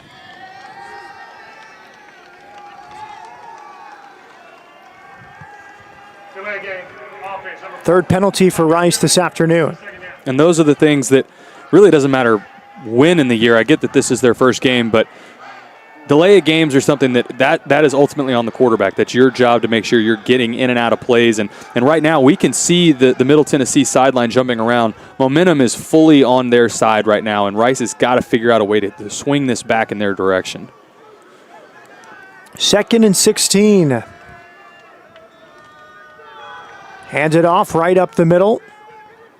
Couple yards. Sets up another 3rd and long. 3rd and 12 here. Let's see, what do they come up with? What wrinkle do they have? Made it clear early in this game, August Pete has made it apparent he can be a playmaker for you. Figure out a way to get it in his hands, get it in Jake Bailey's hands. Austin Trammell doesn't have a catch in this game. I understand it's a power running attack, but let's see which one of these guys can step up and make a play to try and convert this long 3rd down. 14 carries, 53 yards now for Juma Otoviano. 3rd and 12 from the 40. There's Collins. Thrown to the left, nearly intercepted, incomplete, and Rice will have to punt. And DeCorian Patterson there, he's going to watch that one on tape. He wished he had this one back. Should have been intercepted. Again, late to the outside. You're throwing a field comeback. That's about the longest throw on a line that a quarterback has to make. If you're throwing that, that's got to come out of your hands quick. Mike Collins a little bit late on that. My rub also with that is even if he catches it, it's not a first down. That was well short of the sticks. And I understand on 3rd and long, the defense knows it's 3rd and long as well, but you got to get something that gives you a chance at the first down. August Pete, the intended receiver. Charlie Mendez out to punt, had a 58-yard punt in the first half. This one caught at the 25, immediately wrapped up. Good special teams coverage from the Rice Owls. Middle Tennessee has the momentum, a touchdown, and then a 3-and-out force. They get the ball back after this break. 8-point lead for the Blue Raiders in Houston.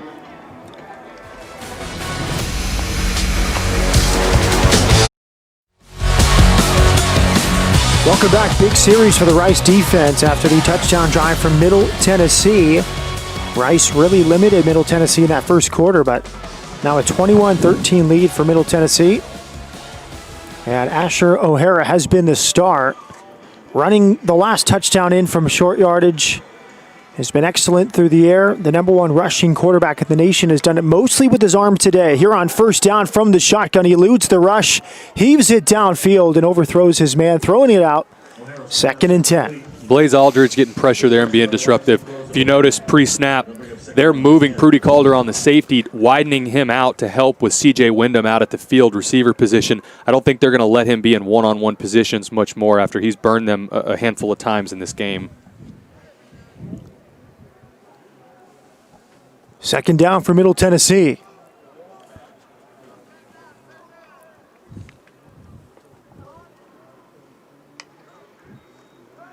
Off to the left. Pickup of 6 for Jaron Pierce. Big 3rd and 4 here, really for both sides. Keep momentum on your side if you're Middle Tennessee, and Rice needs a 3-and-out badly right now. Number 9, Pierce with the catch. For Rice, number 14 unanswered points. Remember, Rice scored a touchdown late in the first half. Touchdown catch to August Pete. But a late touchdown for Middle Tennessee, and then early in the third quarter, they strike again. Critical 3rd and 4 here for Middle Tennessee. O'Hara looking right. Quick throw out that way. Throws behind his man. And Rice defense holds. And I like the idea there. Go back to C.J. Wyndham, but if you're Asher O'Hara here, this has been one of his few misses on the day. The back shoulder's not a bad idea, but give him a chance at it, right? Too far behind. For Rice, huge 3-and-out. That breaks the momentum for a little bit. Get some points back on the board. That 14-0 run for Middle Tennessee, this 3-and-out is exactly what that Rice defense needed. Excellent coverage from Sean Fresh, the freshman cornerback out of LBJ High School in Austin. Here's the punt from Ulbrich. Return from the 22. You see the confidence there from Trammell. Trying to return that with good coverage around him, but he picks up 1 or 2. Nice tackle there by Brett Shepard, linebacker from Middle Tennessee, number 43.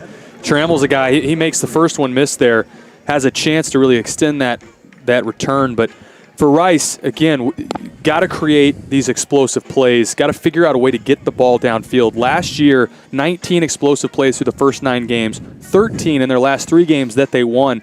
It's the key to success. These long, sustained 15-play drives, there's only so many that you can have in a game before mistakes happen. Got to figure out a way to get those shot plays. Collins back from the shotgun. 2 right, 2 left. He looks left, then he steps up, eludes 2 tacklers. He's out, has a first down. He's up to the 37-yard line. Best carry today for Mike Collins. Mike Collins, again, decisive when he runs the football, and I love that. He knows I'm not going to make a ton of people miss. I'm not going to run away from a lot of people, but he's athletic enough to get the ball down the field, make somebody miss, make your vertical cut, and go. Across the 35 to the 37. Picks up 14 on the play. First down, Rice. Now from the 37 after the 13-yard carry for Mike Collins.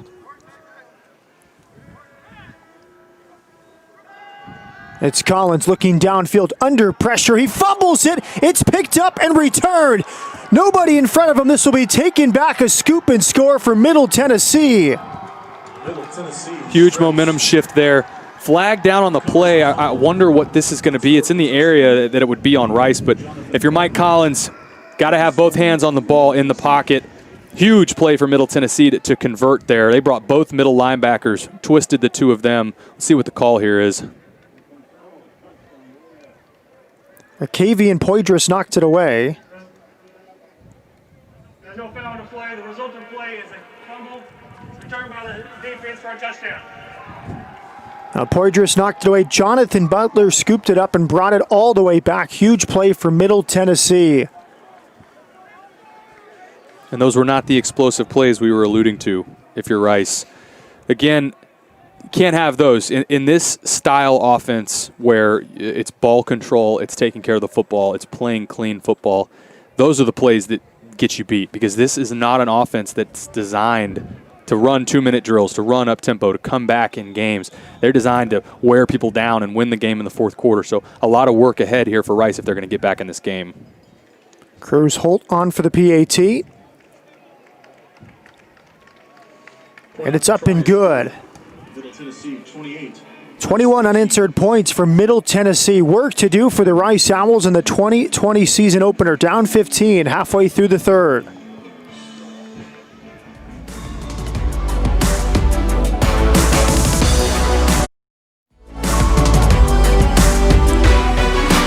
Welcome back, 28-13.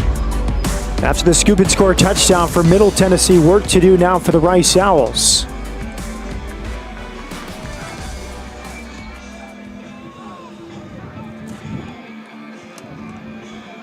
Scott Payne will kick it away. Jake Bailey back there with Austin Trammell to return. It's going to go out before the pylon for a penalty.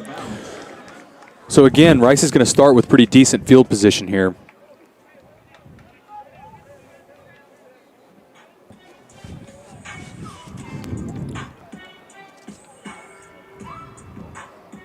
Free kick out of bounds, kicking team.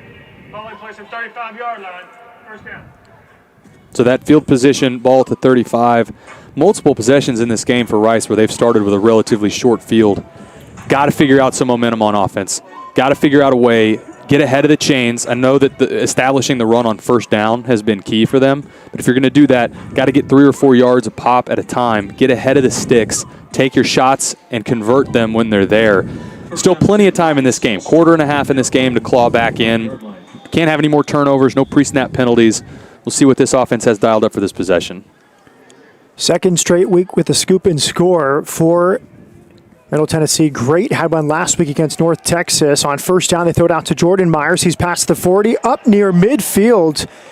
And the tight end trying to fire up his teammates after that first down catch. Yeah, got back to this was a play that we saw several times in that touchdown drive in the first half. Get the ball to tight ends in the flats.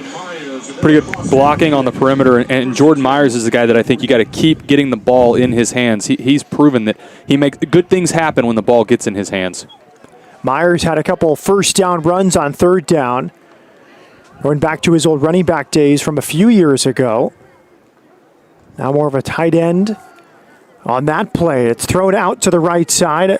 Common target today is Robbie French. They threw it to him 3 or 4 times in a row on a first half drive. His first catch of the second half, and he's wrapped up immediately. Yeah, he is. A tough physical play there. Nice tackle there by Jordan Starling to deliver the blow at the end. But good first down possession, get a little bit of positive yardage. That tight end throw into the flat, again, I think you set that up for some sort of downfield shot. Well, French comes off the field. Previous play is under further review. And the only thing here that I can imagine they're looking at is targeting, because Jordan Starling comes flying in at the last second, and I wonder if there's some head-to-head contact. And I think we're going to get a look at it right here. As he's getting stood up, watch number 49 come flying into the picture right there, leading with the crown of the helmet.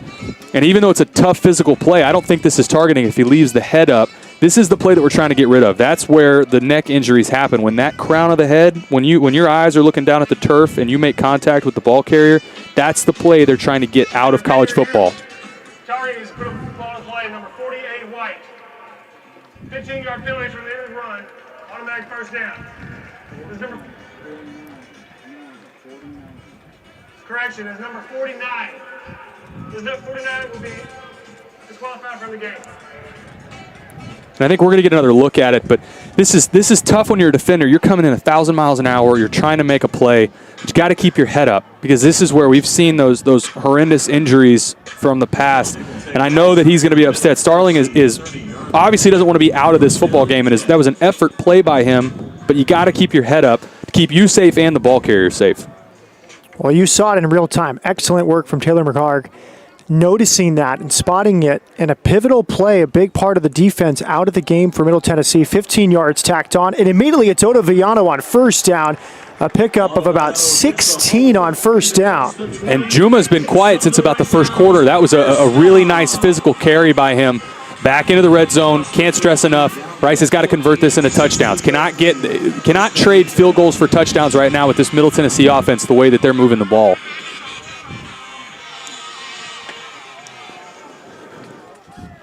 First and 10 Rice from the 19.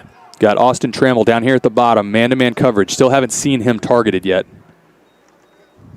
Back to Ottaviano. He bounces out to the right, cuts left, spinning up to about the 9-yard line. 16 carries today for Juma Ottaviano. And I like what I've seen from Juma. He's a decisive runner. Doesn't go lateral very much. Gets upfield, gets what he can get, and he's got plenty of explosiveness. Second down. Second down and 4.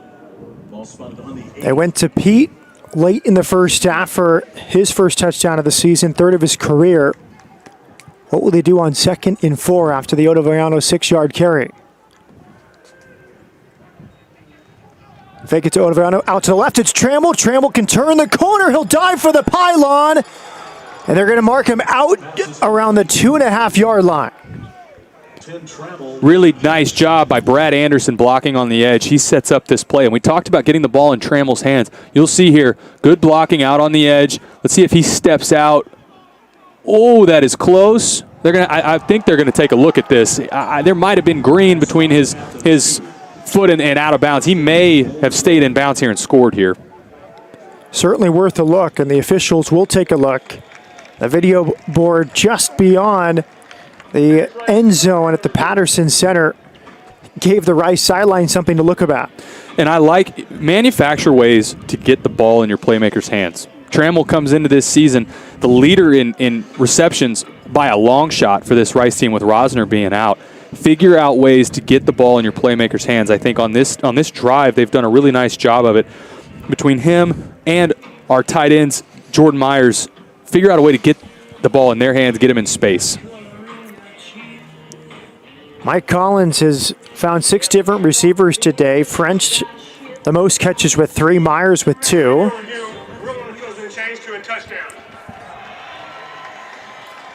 Big play for Austin Trammell, the sheriff. Turned the corner, dove for the pylon, and Rice gets its first touchdown of the second half. And it looks like the offense is staying on the field here. They're going to try and get the 2-point conversion on this possession, make it a 1-score game.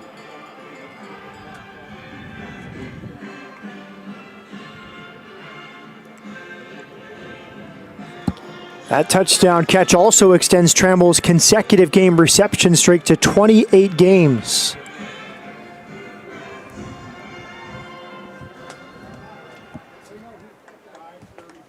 Rich Chatelli on for the point after touchdown. Will go for the 2-point conversion.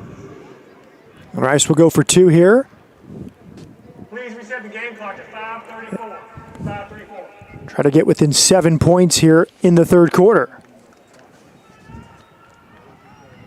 Thank you.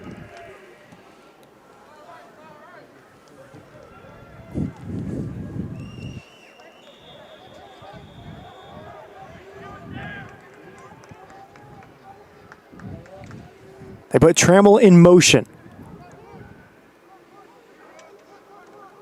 They roll that way towards Trammell.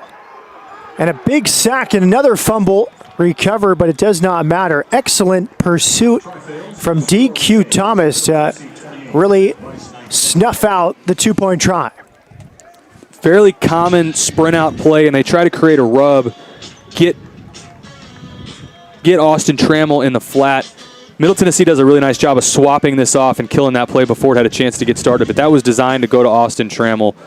Back to a 2-score game, but nice answer there by Rice. Did a good job mixing in play selection, getting the ball in their playmakers' hands a couple times in the flats, and then again, targeting Trammell is going to be key to get them back in this game. One of the stud and stars on the defense, DQ Thomas, the senior from Oxford, Mississippi. 43 tackles on the season before today, 5 tackles for a loss, couple sacks as well. It's a 9-point game. Riccitelli out to kick it away. One of those games, Taylor, where after the first quarter you thought it might be a defensive stalemate, but both offenses have got going from the second quarter on. Both offenses have woken up. Middle Tennessee, to this point, I would say this is their most complete game on offense. They look alive right now. They're making plays. Love what they're doing with C.J. Wyndham right now. He hadn't been featured as much in previous games. And got to keep this momentum rolling if you're Middle Tennessee. The kick was taken at the 12 out to about the 26-yard line. You hear some noise coming down from the Rice sideline after the special teams coverage. Jackson on the return. It's across the 25 to the 27. First down and 10, Middle Tennessee.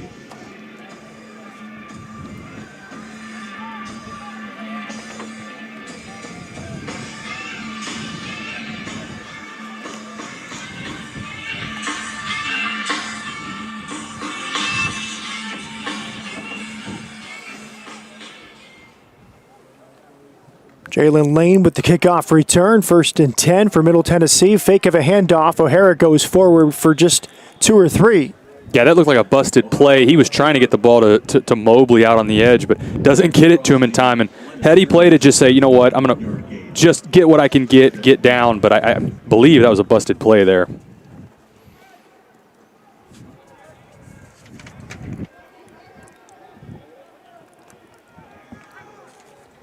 Second and 9. O'Hara looking right, now back to his left, steps up, and he's brought down in the backfield. Trey Schumann with the sack. Second sack for Rice today. Really nice by Trey Schumann. Rice has done a really nice, this was a key to them. Coach Bloomgren talked about keep Asher O'Hara in the pocket. Don't let him get away. He's only had a couple carries. Done a fantastic job through the air right now. O'Hara is still 18 of 23 for 236, but nice job right there on the sack by Rice. Schumann, a redshirt junior from Burleson, Texas. And this will be interesting. They've got 5 walked up to see if they bring pressure, if they back off and drop 8. 3rd and 12 from the 25 for Middle Tennessee. O'Hara first looked right, now to his left, escapes a possible sack, throws it over the middle, and it's caught.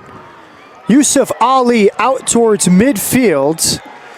Big first down catch from Ali, who had the touchdown in the first quarter. That's part of what makes Asher O'Hara so dangerous, right? Buys time, moves left, keeps his eyes downfield, knows he can't run for it, completes it to Yusuf Ali in a physical run there at the end by 89. Bickham was close to O'Hara before it. Schumann slow to get up at the Rice logo at midfield.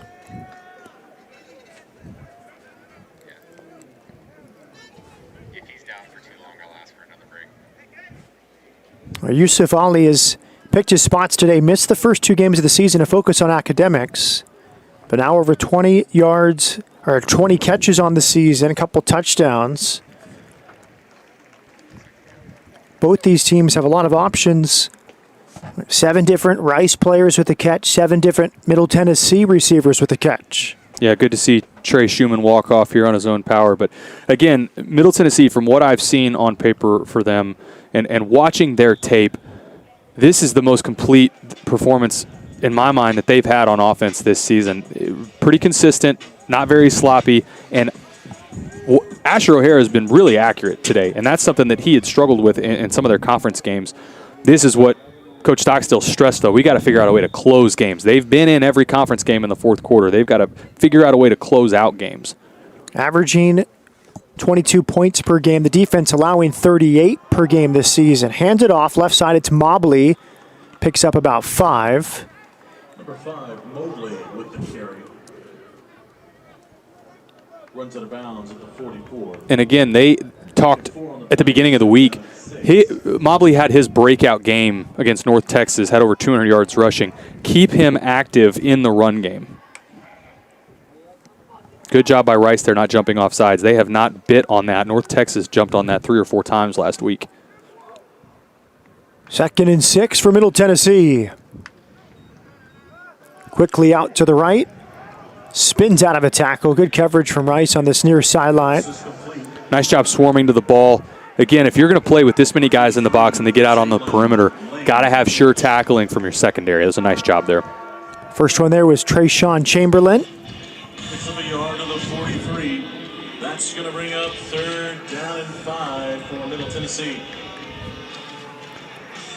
3rd and 5 from the 43. Critical play here as the clock winds down in the 3rd quarter.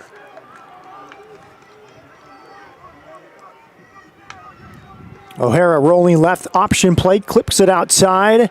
Good tackling from Rice. They stop him short as Mobley went for the hurdle.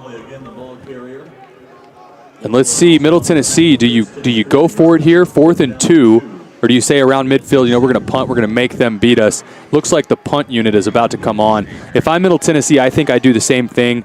Rice, to this point, I know last drive they moved the ball well, but I would have faith in my defense. Try and get a good punt and beat them deep and make this Rice offense go 90-plus yards on you. Rice gets its special teams team on the field. Trammell back to return the lone man, and good hustle that time just to get off the field in time, not have a too many men on the field penalty. Fair catch, and it's fumbled by Trammell and recovered at the 17-yard line. Uncharacteristic for Trammell in that situation, and Middle Tennessee will keep the ball deep in Rice territory. Is uncharacteristic from Austin Trammell. Captain of this team, one of 5 captains, leads the team in receptions and has a huge role in the special teams game. You don't expect that from him. He'd be the first one to tell you that's unacceptable from him.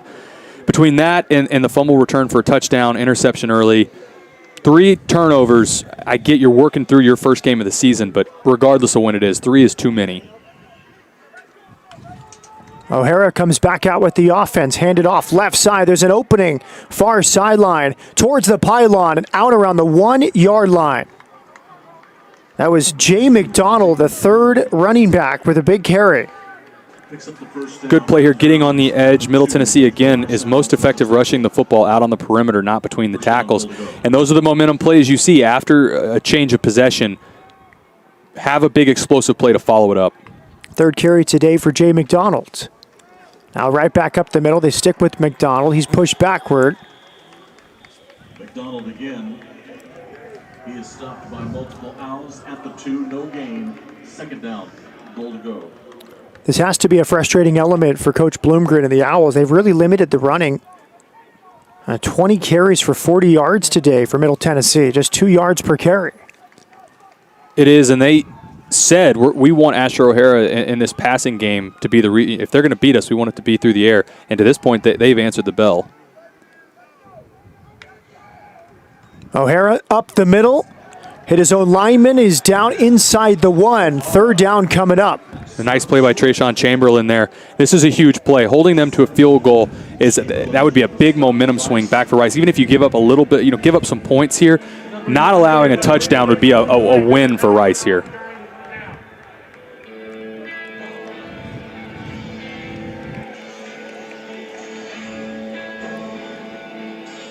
Hubbard checks back in for Rice. 51 seconds left here in the third quarter. Middle Tennessee seeking its third touchdown of the third quarter. Handoff up the middle, and he stopped short. It was Cunningham, the backup quarterback in the game. He handed it off, and Rice does its job after the fumble. Yeah, Chase Cunningham came in there for the handoff. A huge possession there for this Rice defense. Coach Bloomgren's got to be proud of them bowing up here. I want to see and wonder what happened to Asher O'Hara. Hopefully he's not injured. A bizarre time to see Chase Cunningham in the game if Asher is not injured. Big tackle there from Blaze Aldridge, the first-team all-conference player last season. Cruz Holt on for the field goal, which comes just inside 20 yards. It's up and good. 31-19 Middle Tennessee. Rice defense holds after the deep fumble from Trammell. And that will end the third quarter. So work to do for the Owls in the fourth quarter of the 2020 season opener. After 3 in Houston, Middle Tennessee leads by a dozen.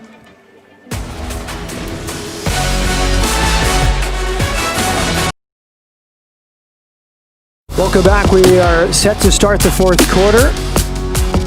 Middle Tennessee 1-5 on the season. They've been in a lot of close games in Conference USA. And this has been the story of their season as we start the fourth quarter. Key here that Coach talked about coming into this game, we got to close out these fourth quarters. At North Texas, they were winning 28-14 at the beginning of the second half, and North Texas went on a run.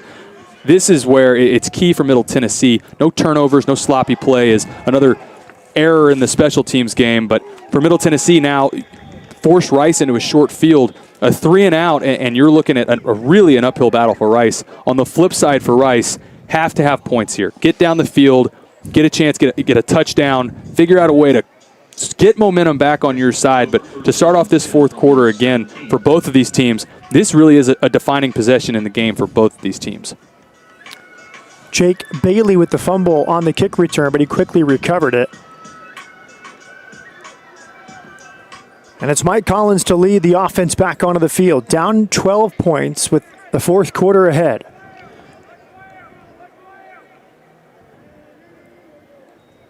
High snap, hands it off. Ottaviano up the middle. And a good pickup. Beg your pardon, that's Kalen Griffin, the number 2 back.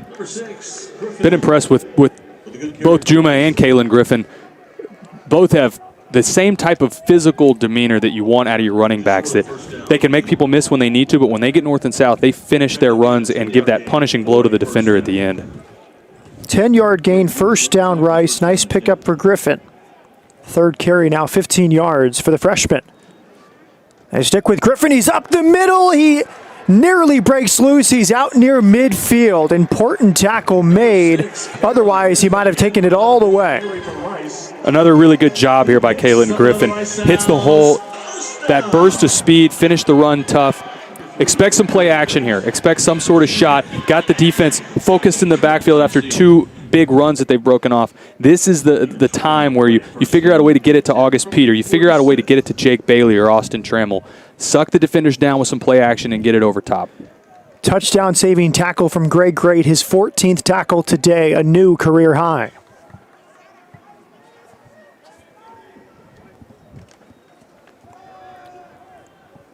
Right back to Griffin. 3 straight carries for the freshman from Chapel Hill High School. To the 49, second down, 8.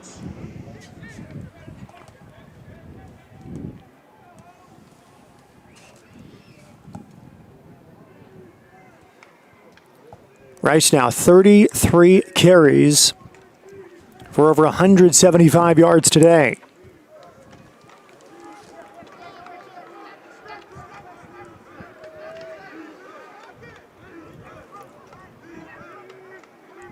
Collins off to the right. It's Myers. 3 blockers ahead of him. Myers has a first down to the 38-yard line. And credit these Rice offensive receivers on the edge for perimeter blocking. If you watch on the edge, these tight ends in the flats, they had several of these completions in the second half. These work because of perimeter blocking on the edge. All it takes is one time for a guy to get loose and that play get blown up and you get away from that. But Jordan Myers, that play, they've had to run a couple different wrinkles from it. He's been a big factor in the passing game in the second half, and I like it the most because they're easy, simple completions for Mike Collins. Third catch today for Myers. Tackle made by Jonathan Butler.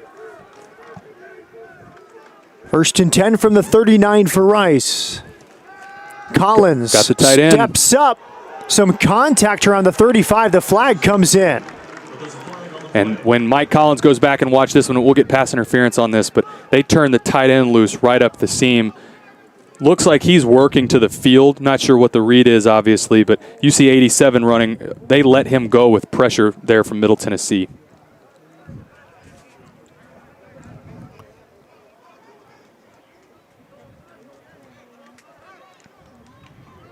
Pass interference, defense, number 3. 15-yard penalty from the previous spot. Automatic first down. Great career high day of tackles, but called for pass interference there. And those are the effort penalties that you're really okay with. You're not giving up a big play. You can live with those. It's pre-snap penalties. It's unnecessary roughness. It's things like that really bother coaches. But Greg Great's had a fantastic game today, both in tackles and his interception. Here's Collins. Will hand it off. It was Griffin waiting for a hole. And the featured back on this series. Jordan Ferguson on the tackle there. Again, that was one of the guys that Coach Stockstill said, tough player. He said he's one of the toughest, most physical players that I've had a chance to coach. Could not brag on him enough. Was really impressed with him. And he scrapes down the line and cuts this play off before it had a chance to get started. 6 carries now for Griffin, who had a very good fall camp.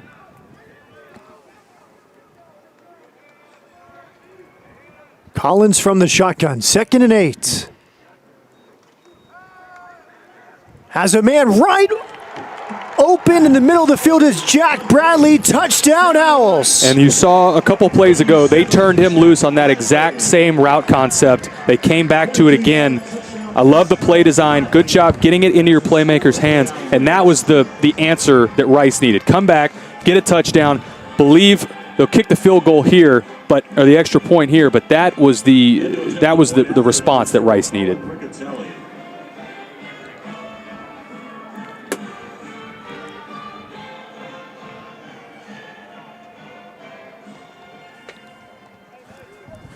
Riccitelli on for the point after touchdown.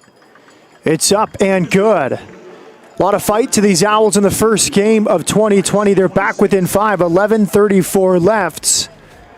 Jack Bradley, the sophomore from Dallas, with a touchdown catch.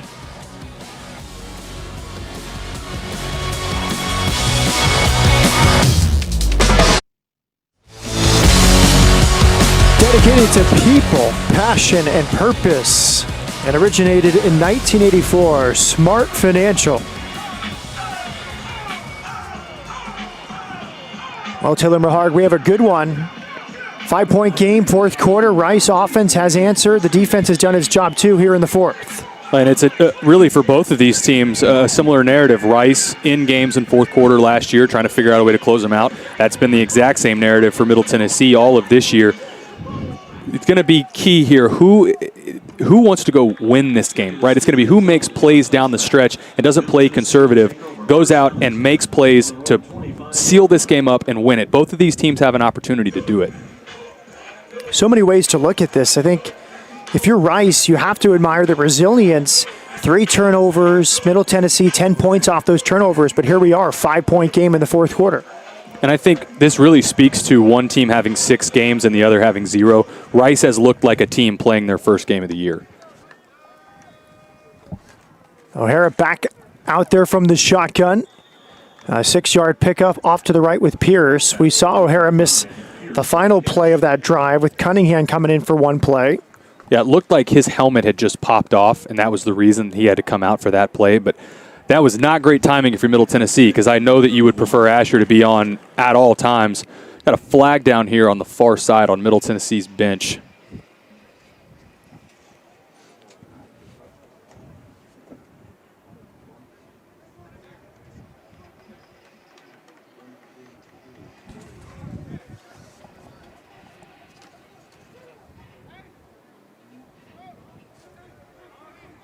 Number 9 went out of bounds on his own and came back in.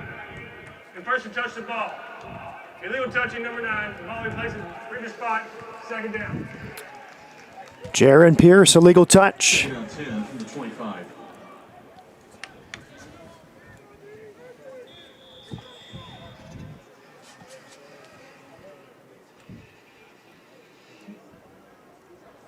Second and 10 now from the 25.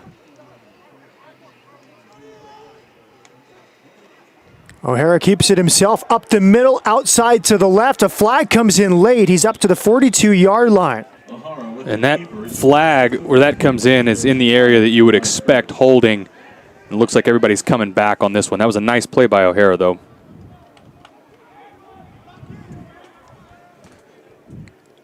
Holding. 77 offense. Senior penalty from the previous spot. Still second down. I love the play design, though, on that play. You're going to see they blitz Blaze, and they just replace him. Asher O'Hara just replaces where Blaze started out.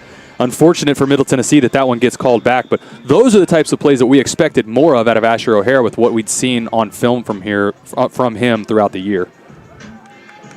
Eric Magwood, redshirt senior from Virginia Beach, called for the hold. Second and 20 now for Middle Tennessee from the 15.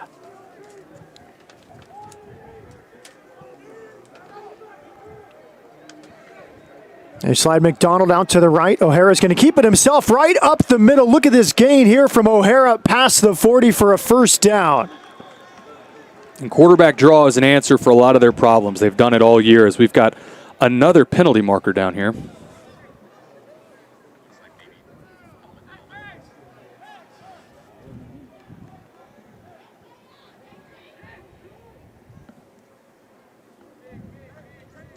Personal foul, Carney. 17 defense. Previous plays under review. Trayson Chamberlain, not on the tackle, but trying to take out the lead blocker, Yusuf Ali. And that's another one, gosh, that's the side of his head. He's squatting all the way down. These are the ones that it is hard for a player. When you squat, you bring all of your body that low to the ground. It's almost inevitable that you're going to be head-to-head, but you see his eyes go down at the last second. If they're going to call that earlier in the game, you got to make the same call here, but that is tough for these players that are going 1,000 miles an hour. They're giving their all-out effort, and it's a natural reaction to sort of drop down at the last second. This is going to be tough, but I would imagine that this one stands.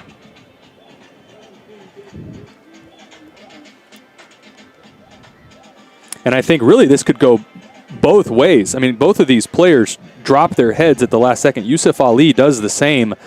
Again, if they're calling it just on Rice's side, I think that this one stands, though.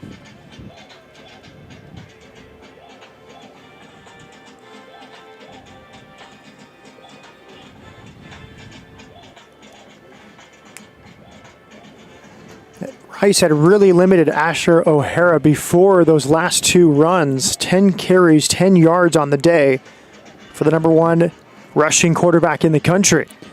And on that draw, that's their answer for a lot of long yardage situations. And Rice gave them a really light box. There were only 4 guys in the box. And those are situations where if you vacate the box like that, he's going to punish you with the draw. After video review, the ruling of target on the field is overturned. Result of the play is a first down. Well, happy to be wrong on that one for Trayshawn Chamberlain. Again, those reaction plays where your momentum is going forward, but you squat down. Happy to see that one overturned for him. Chamberlain remains in the game. First down for Middle Tennessee from the 41. Hands it off to the right. It's Jay McDonald. And a great tackle from Antonio Montero.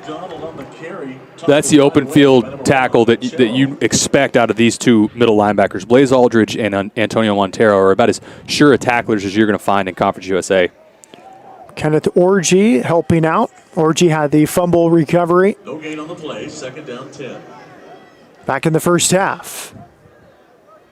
2nd and 10 for Middle Tennessee. Just over 10 minutes left in the fourth quarter. Season opener for the Rice Owls.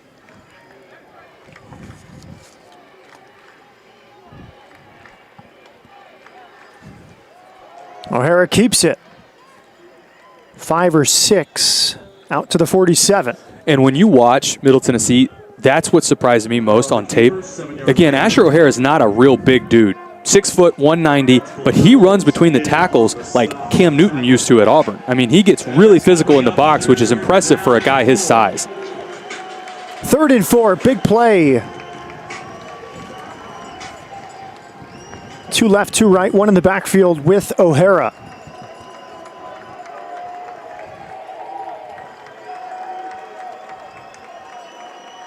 O'Hara looking right, throws it, has a man, it's caught, and he's fumbled. And it's recovered by Rice at the 21-yard line, but will they call it incomplete? Incomplete pass.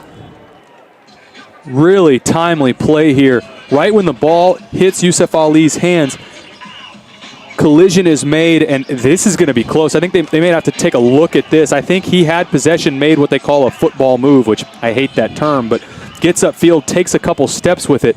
I imagine they're going to take a look at this. Coach Bloomgren is screaming at the official on the sideline. Punting team is on the field in the punt for Middle Tennessee. Lamont Narcisse with the strip if that catch is made. Here's the punt. And that will roll into the end zone. So not much of a difference if that's a fumble versus a touchback in the end. 9:02 left in the fourth. Rice with an opportunity to go score and take the lead. We have a great one here in the Rice 2020 season opener. 5-point game in the fourth in Houston.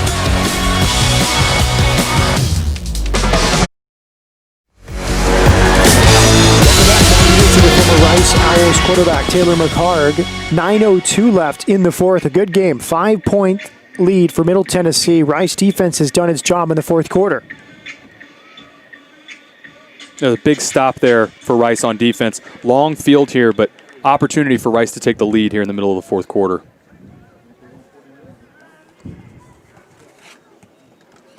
Hands it off up the middle. It's Griffin once again. Minimal gain for the freshman from Tyler, Texas. First down run and a good job by Jordan Ferguson stonewalling his man. And then you see Reed Blankenship, senior captain. Reed Blankenship has played a lot of football. We haven't talked about him enough today, but really physical player. Coach Stockstill said he's another guy that he's just loved coaching.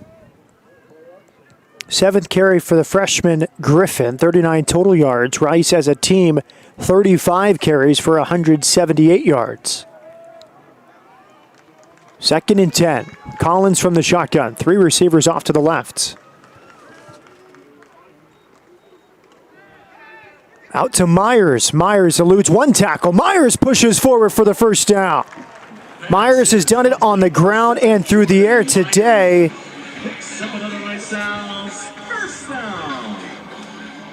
Jordan Myers has had a busy second half. They have gone to him in the flats multiple times. That was really the first one that there was a blown assignment blocking on the perimeter. He makes that guy miss. But really impressive from Jordan Myers today, and really both of the tight ends. Jack Bradley came into this game with 1 catch all of last year, had the touchdown catch on the last drive. But the tight ends have been huge in the passing game for Rice in this second half. 3rd catch today for Myers. Handed off to Griffin up the middle. He works to his right to pick up 5. Griffin does such a nice job of making his moves. When he makes a lateral move, he still somehow is moving forward. And that's what you want out of a ball carrier. Instead of going actually laterally, you still want to be able to juke somebody with your momentum going forward. Myers comes to the sideline. Jager Bull replaces him. 2nd and 5 from the 40.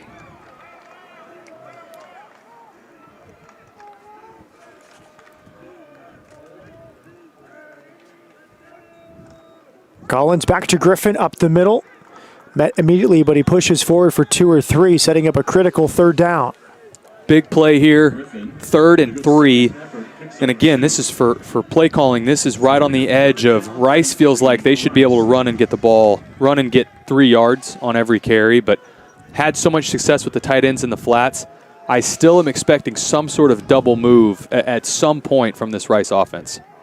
Otoviano and Myers return. Griffin and Jager Bull go back to the sideline. 3rd and 3 from the 42, 6.5 minutes left in the 4th quarter.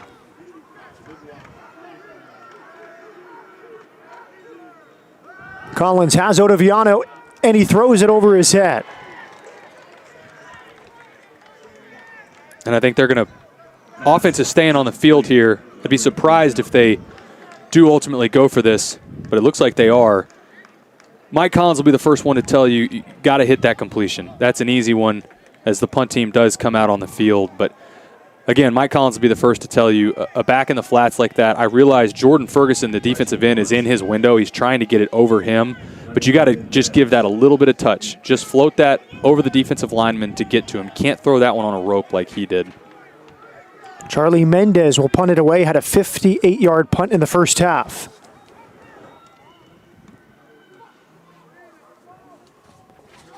Fair catch called for and made around the 14-yard line by Blankenship. Well, Rice defense must do the job. 6:09 left 4th quarter. Middle Tennessee up 5 in Houston. From the 15. 1st down and 10 from the 15.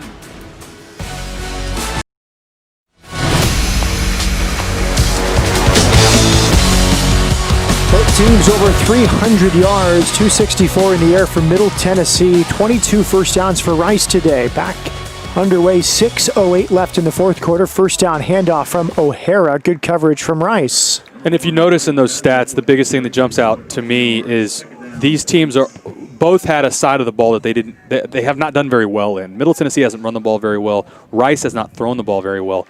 3 turnovers for Rice has been the key in this game, where just 1 for Middle Tennessee, and they have been the worst possible timing. Rice finally had momentum back. The dropped punt there from Trammell.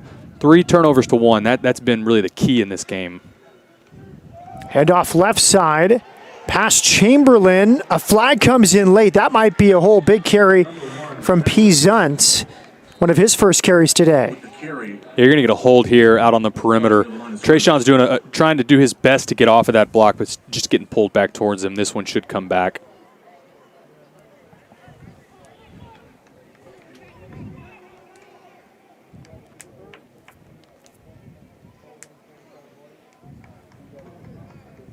Holding, offense, number 45. After this is up to the previous spot. Still 2nd down. Joseph Sewell whistled for the hold. Second carry today for Frank Peasant, freshman from Pensacola, Florida. That backs up Middle Tennessee to the 9-yard line.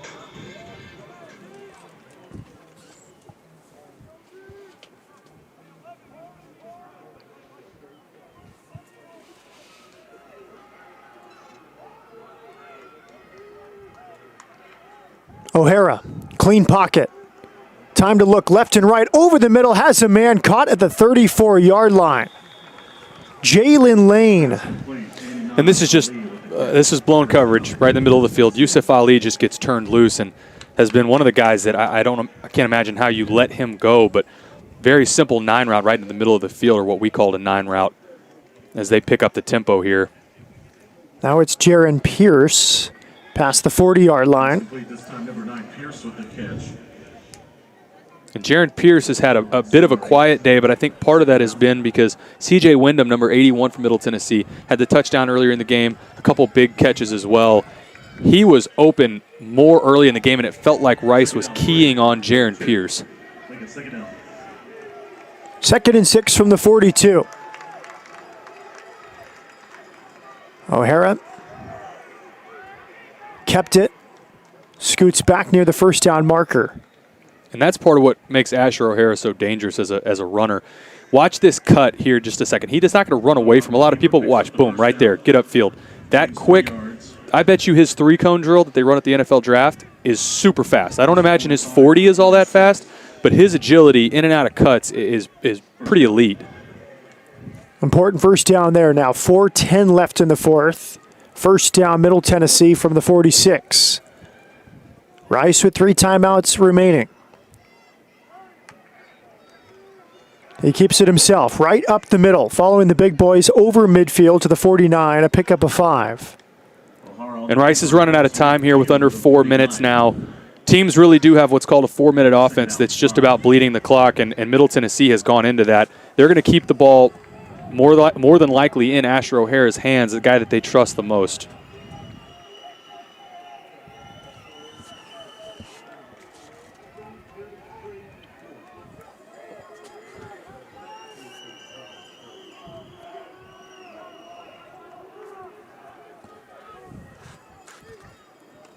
They're on second down. He keeps it himself.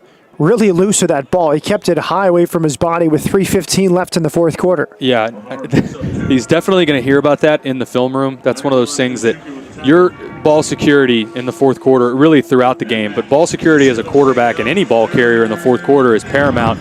Can't get that loose with it. This really is the play of the game here. 3rd and short. If Rice has a chance to win this game, they need to convert a stop here. 3rd and 3 for Middle Tennessee.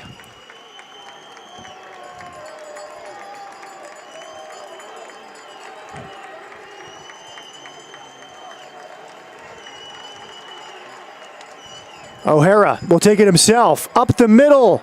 Pushed backwards. Rice holds firm on 3rd down. And let's see here what Middle Tennessee's answer is, if they're going to try and go for it and win this game, or if they're going to bring the punt unit on. Rice uses its first timeout of the second half, 2 remaining. I also would not be surprised. Middle Tennessee, as we've talked about in previous games, have been really effective with that clap cadence where they go down, real loud clap from Asher O'Hara and draw somebody off sides. With a 4th and short, Rice is obviously going to be firing off the ball. Don't be surprised if they come out, don't have a play run, try and draw them off sides. And then if they pick up this first down, I think this game is more or less over with Rice only having 2 timeouts left. They still have an outside shot, but this really would be the game. What are your overall impressions of today? We've talked about it a lot. The 7th game of the season for Middle Tennessee. First for Rice. A lot of hope and expectation for Mike Bloomgren here in year 3. I think they fell into their play calling in the second half a little bit more. Getting guys like Jordan Myers involved, Jack Bradley, both of their tight ends, figuring out how to get the passing game going. But then 3 turnovers again. You're not going to win very many games with 3 turnovers. 4th and 2. Biggest play of the game so far. O'Hara puts Anderson in motion. And that was the clap like we talked about. I think Middle Tennessee might have jumped, though.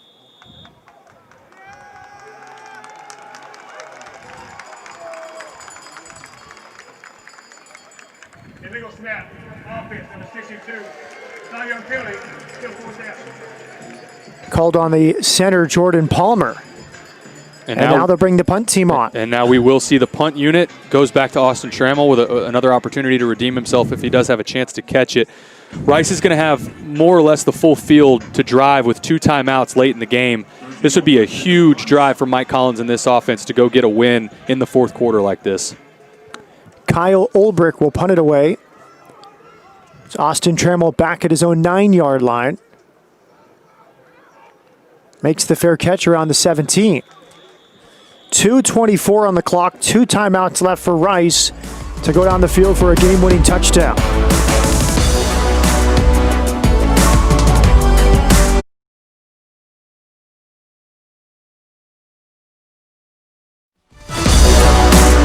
Welcome back. 2:24 left. Rice Stadium at Peterson with Taylor McHargue. It's an opportunity for Rice to go down the field and win it.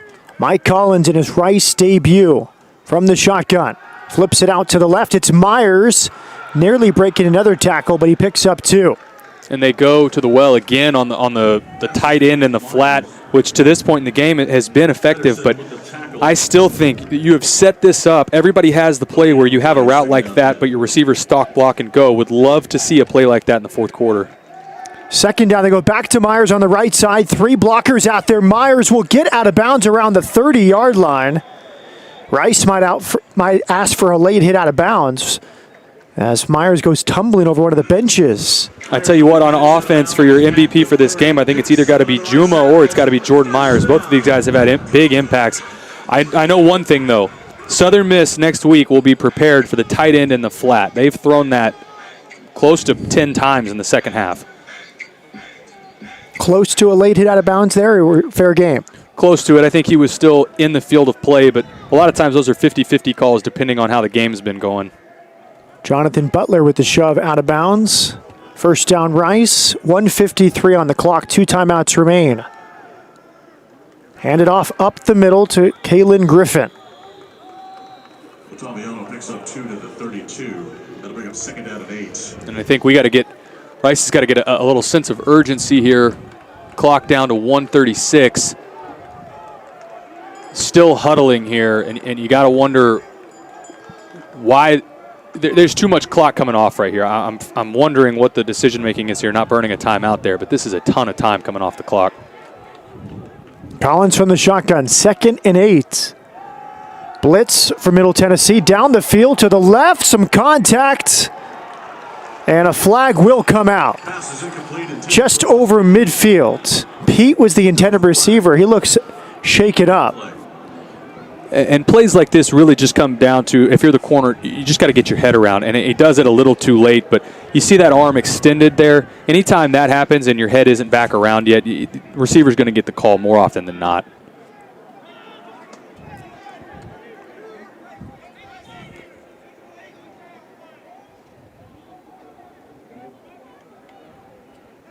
The Raheem Fuller or Jalen Simmons, the guilty party on the pass interference. Wow, and they wave it off, which I don't agree with there. I really thought that was PI. When you see that arm extended, that's usually a telltale sign. But 3rd and long here. We're going to get another look here at this. Really felt like Pete is looking back for the ball and doesn't have an opportunity to go up and reach for the ball. He's getting shoved down, forced out. Surprised that they overturned that one. And now Pete comes out, obviously hope that he's okay. For Rice here, obviously 4-down scenario, get something on this play. Figure out a way to get something back. And if you're going to have a 4th down, make it 4th and manageable, not 4th and 8.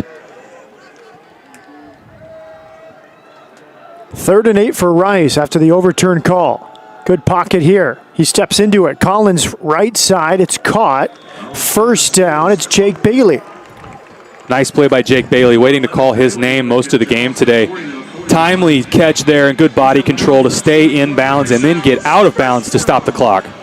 6th time today he's been targeted. It's his 2nd catch.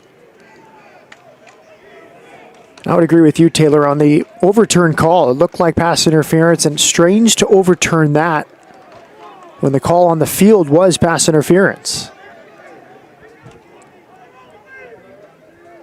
First down from the 41.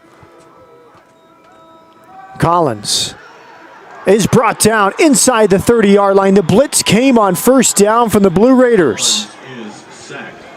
And they had this teed up from the very beginning. I mean, you could see all the bodies walked up. Good job by Middle Tennessee dialing up a blitz. Timely sack there. If you're Mike Collins and you see the pressure like that, get rid of it and get it just at somebody's feet at a minimum. Fortunately for Rice, it's only second down, but they've got a long way to go here. Still a timeout remaining. Going to have to get a couple chunk plays, get back on the right side of the sticks and get some momentum going. It's a defense that still wants to prove itself. 37 points allowed per game for Middle Tennessee. And I thought the effort today from Middle Tennessee was fantastic, really on both sides of the ball, but can't say enough about Jordan Ferguson. Him on defense and DQ Thomas at linebacker. Those guys, sort of the usual suspects that you see when you turn on the tape. They were all over the place again today, and that sack right there was really opportune timing for them. Rice still has an opportunity. Got to get something back here. Make sure you get some sort of positive yardage here on second and long.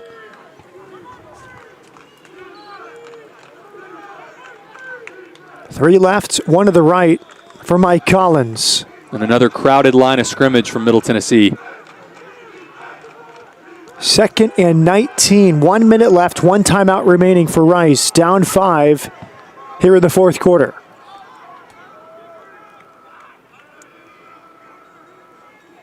Here's Collins, steps up downfield, just overthrown. The man was there. It was on Andrew Mason. And they had him. And Mike Collins, again, he would tell you that he just missed this one. Tries to pull the receiver a little bit too much, but he's winning over top. Just throw that one vertical. Let him run underneath it instead of, he didn't need to pull him that much. 3rd and long here, 54 seconds left and a timeout. Keep saying this, I feel like we're beating a dead horse, but get something back here. There are not very many plays in the playbook for 4th and this long, 4th and 19. 3rd down, 19 to go for Rice. 54 seconds left. Here's Collins. And a whistle. Maybe just before the snap. I think we're going to get a false start here.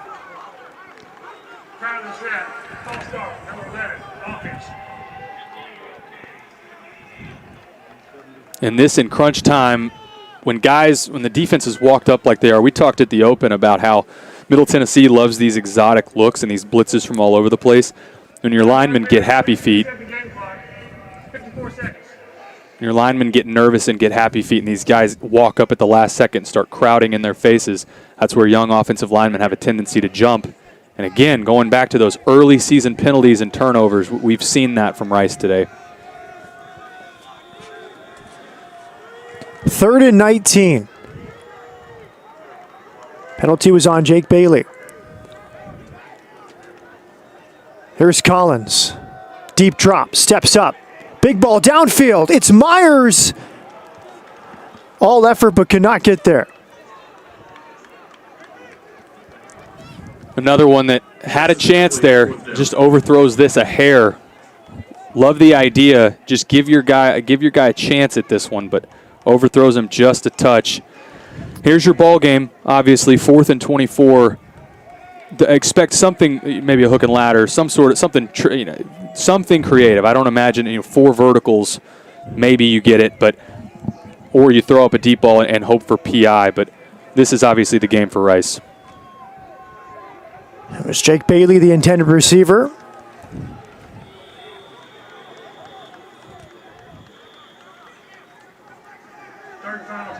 And Rice uses its timeout here. 30 seconds.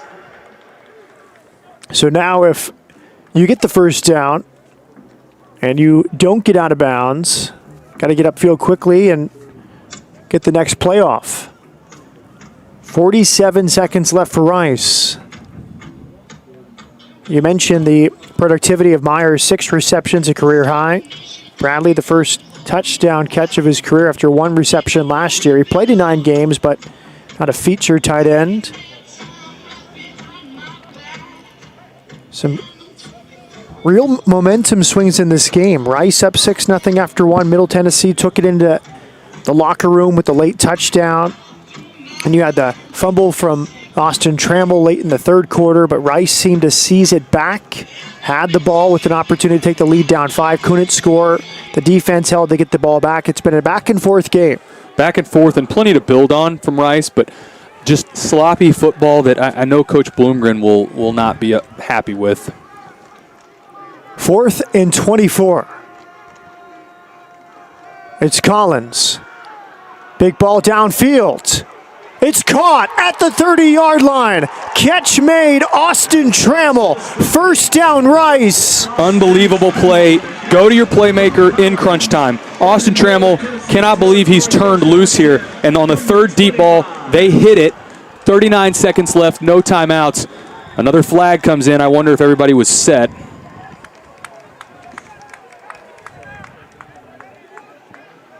Simmons or Fuller with the tackle for Middle Tennessee.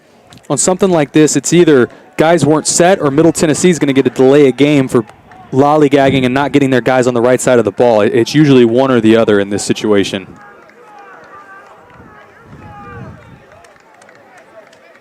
Offside. Defense, number 20. 9-yard penalty. First down. And that's where defenses love to try and slow you down, but if the offense gets up to the ball, that means it's your responsibility to get up there as well. But we'll take another look at this. Post route from Trammell, and can't say enough about this throw and catch and to hang on to the ball there from Trammell. I mean, that's a physical play at the end there. Rice now has a shot. 1st and 5 from the 20. Middle Tennessee's calling a timeout.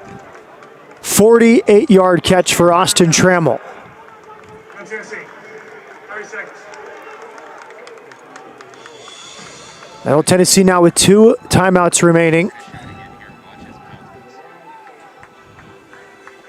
And again, we'll take another look at this. Middle Tennessee, this entire last possession said, you know what, we're bringing the house. They brought a lot of pressure. Good job on the offensive line there. And again, accurate throw downfield. Watch Trammell's mouthpiece come out. Look at, I mean, that is the type of collision. When you are able to hang on to the ball after that, that's about as tough a catch as you're going to have in your career. Can't say enough, though, in those big moments, find your playmakers, and your senior captain comes up in a play when you need it most. They're still alive. Opportunity here, still plenty of time. 39 seconds from the 20-yard line. You've got time to work with and run what you want to run. You're not constricted by time yet. So go to your best plays. Ask your quarterback. Used to get asked all the time in situations like this, hey, what are you most comfortable with? What do you want to run? Ask Mike Collins that. What do we have at your disposal in our red zone package that you like? Give him something that he's comfortable with and get it back into somebody's hands like a Jordan Meyer or an Austin Trammell that's established themselves in this second half as the playmakers.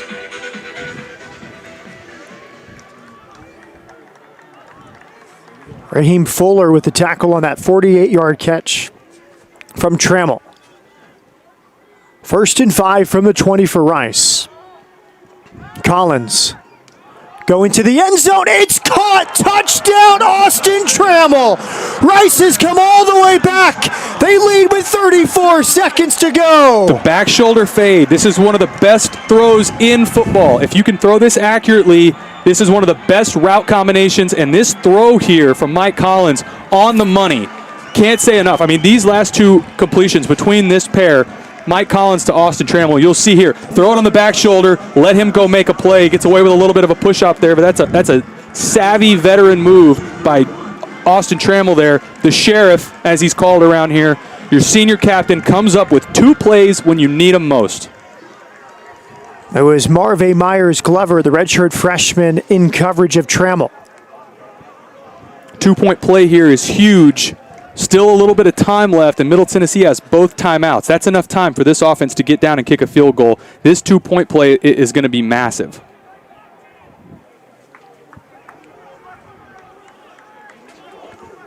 Collins from the shotgun. 3 bunch to his right, 1 to his left. Collins looking right, throws it, caught. 2-point conversion completed. It's Trammell again. Collins and Trammell. Trammell did not have a catch in the first half. And in this second half, all of a sudden becomes the player of the game in the offense. Nice stick route there. Accurate throw by Collins. That's when you got to zip in there and force on him. Still 34 seconds left, 2 timeouts. Time left for Middle Tennessee to come back and kick a field goal, but what a drive there. I mean, 4th and 24, and they pick it up on a post to Trammell, offsides penalty, and then touchdown to Trammell. That combination you're seeing now felt like in that first half, just this slow start, trying to figure out what do we have? What is Rice's identity on offense? And now it feels like the situation forced them into calling aggressive plays downfield. And you see now, you've got playmakers on this roster. You've got guys like Myers. You've got guys like Jack Bradley and Austin Trammell. What a comeback here from Rice. We'll see if they can close this out. Well, Taylor Merhard, you called it. 4 targets today, 4 catches for Trammell. The last 3 came on this drive. The first was the 48-yard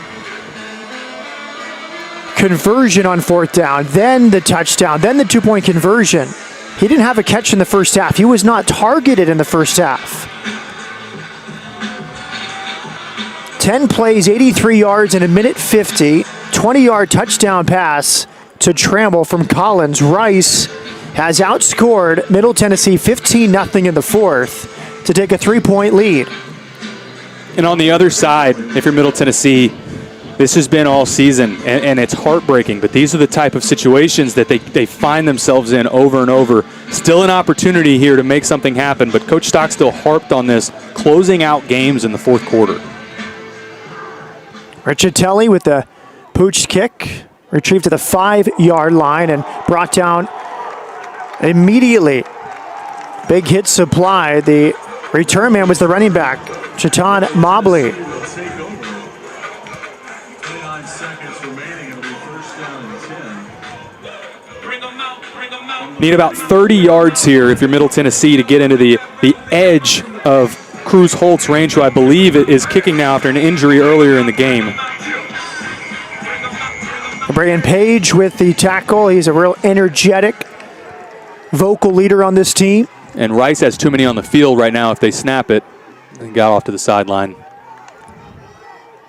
O'Hara on 1st down. Flips it out to the right. Caught at the 42-yard line. And out over midfield. Release the back. That's a couple times now. Rice has turned the back loose. When Middle Tennessee goes empty, also saw earlier in the game, Yusuf Ali, they turned him loose in the middle of the field. Rice has struggled in coverage when Middle Tennessee goes to empty.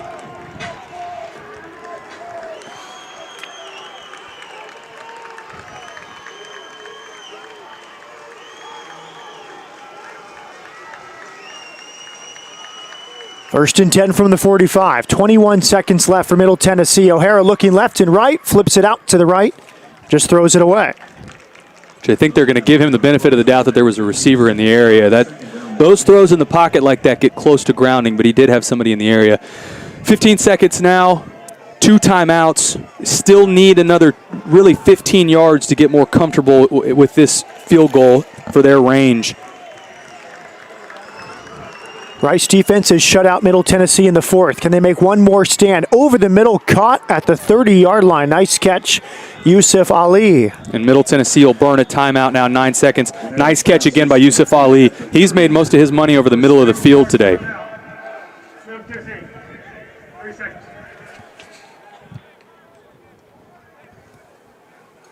Fifth catch today for Ali. Asher O'Hara has been outstanding. 24 of 32 for 333 yards, 2 touchdowns, no interceptions. And what a second half for Mike Collins, going back to the Rice offense. 18 to 35 on the day, 242 yards, really turned it around in this second half. But part of that, I think, goes back to they opened it up a little bit for him. They gave him those easy completions that we talked about with the tight ends and the flats. They were open every time, and then downfield shots, they finally hit some in the second half. But both of these quarterbacks, Asher O'Hara has had a huge day. I mean, he's thrown the ball about as well as I've seen on tape from him all year. Really impressed with his performance today. First and 10 from the 30 for O'Hara. He'll take it up the middle, wrestled down, lost about a half a yard. They're going to let this run down, burn the last time out, and bring the kicking unit on. And again, earlier had I believe, an injury at the kicking position. They've got Cruz Holt coming in for kicking duties. Well, Cruz Holt missed one from 52 yards in the first half. His career long is 44. Accomplished that twice. 5 seconds left. This was 31-19, Middle Tennessee, when the third quarter ended on the Cruz Holt field goal. So he made his last one. Yeah, my mistake. Cruz Holt with the missed opportunity earlier in the game, an opportunity here to redeem himself, and no tight ends for either team here, so not going to get a freezing of the kicker. They're going to line up and kick this thing. Career long is 44.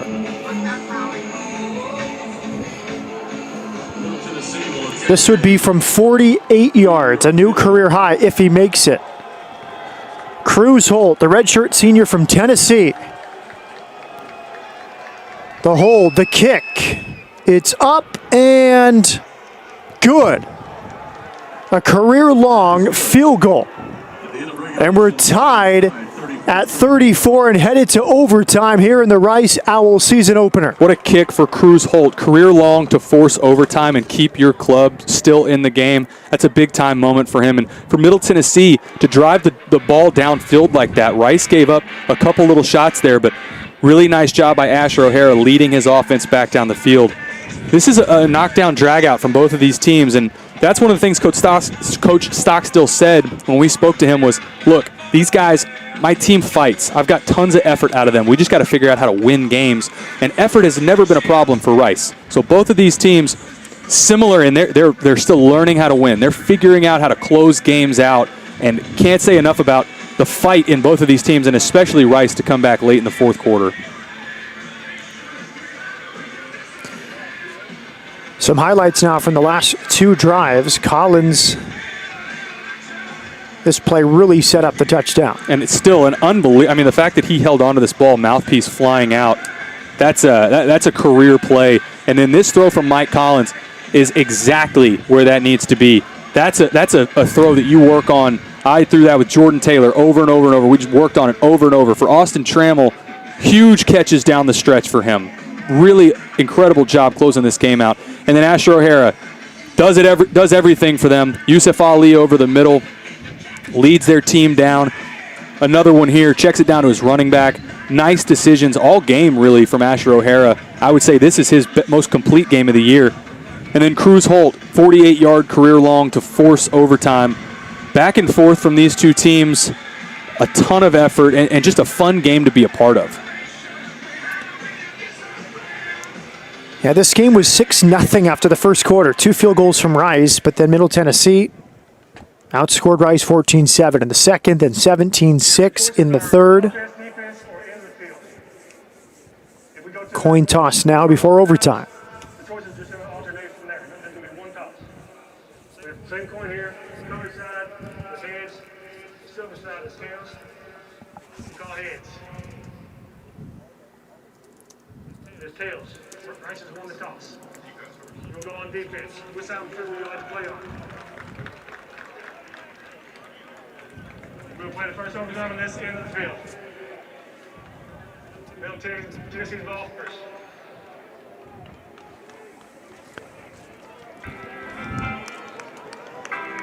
Rice wins the toss and elects to go defense first. You like that strategy? Always. College overtime rules, which I think we can all agree are better than the NFL's overtime rules.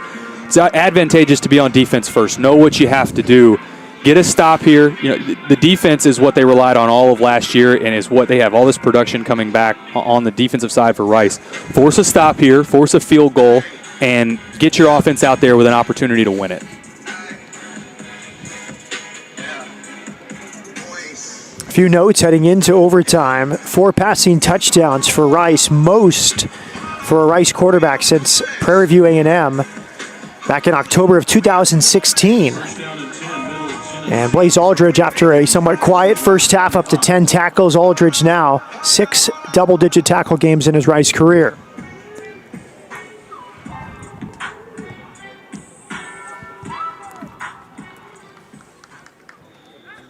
First and 10 from the 25, Asher O'Hara.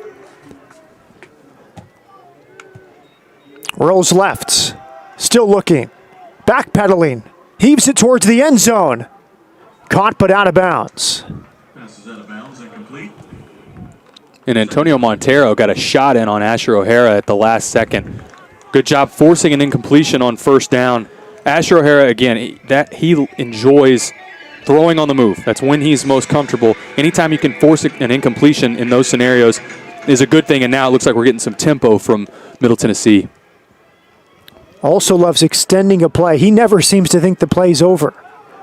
No, and he can kill you with his scrambling ability. 2nd and 10. He keeps it up the middle. And Rice stands him up after a gain of just 2 or 3. Critical third down coming up. Big third down here. Look for CJ Wyndham, number 81 from Middle Tennessee. Made a couple big plays in the first half down here at the bottom of the screen. If Rice left him alone, just in man coverage early in the game, and he burned them, wouldn't be surprised. You see him or Jaron Pierce, number 9. Look for your playmakers, but these Middle Tennessee receivers have made a bunch of big plays in the second half. O'Hara from the shotgun. Puts Wyndham in motion. O'Hara. Under pressure. O'Hara's brought down. The ball comes loose. Rice makes the play on third down. And Trayshawn Chamberlain's going to run it all the way back, but they're blowing it dead. We talk about playmakers making plays when you need them. Blaze Aldridge, watch him off the edge. This is when you need it most. Here he comes, makes a play, closes in on him. And it looks like he did go to the ground first before that ball came out, but great series there. And this is a long field goal here. It looks like this is going to be a 50-yarder. So Cruz Holt, career-long 48 a second ago, going to have a chance to extend that here.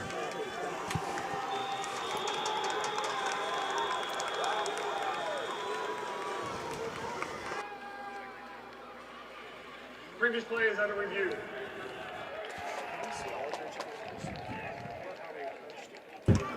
Here's the end zone angle. Let's see if he's on Blaze when the ball comes out. No, you're not going to be able to tell from that angle because his body's in the way. I think this is going to, if they blew it dead on the field, there's not enough inconclusive evidence to overturn it. I think that elbow goes down and then the ball comes out. I think this is going to stand.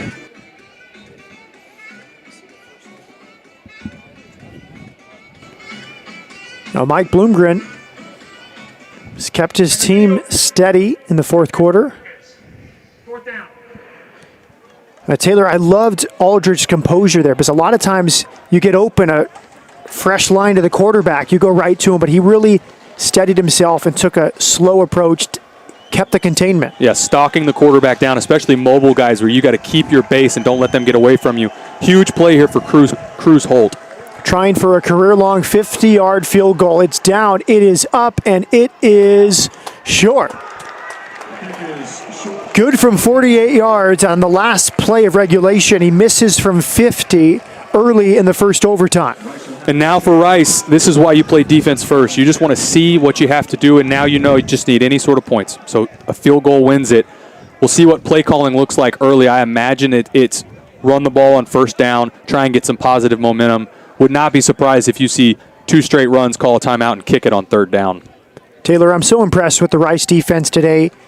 They limited Middle Tennessee to 3 points. That came on the end of regulation field goal, but many teams tire as the game goes along. First game of the season, you expect them to get tired, but they really clamped down in the fourth. Especially in some of these situations that Rice put them in on offense and special teams. I mean, that dropped punt, they still held Middle Tennessee to just a field goal there. Still some big plays, some blown coverages that they're going to have to clean up, but the defense has bowed up, and the offense has as well in this second half. Collins back at quarterback from the shotgun. Hands it off on first down. Short gain. It's Ottaviano back in there. On the carry, Ottaviano and Griffin have been the partners in crime behind Griffin today. Ottaviano now 18 carries for 78 yards. And a little more balanced, especially in this second half. You have, between the passing game and the running game, they really close. I mean, that first half, just a hair over 100 yards passing. We'll see here now, Rice goes back into the shotgun. Tight end, 2 wide out to the bottom of the screen. see if they come back with the run or if they let Mike Collins put it in the air. 2nd and 9 for Rice. This time he kept it, spun left, may have lost a yard. 3rd and 10 for Rice. Loses a yard. Back to the 25. 3rd down and 10.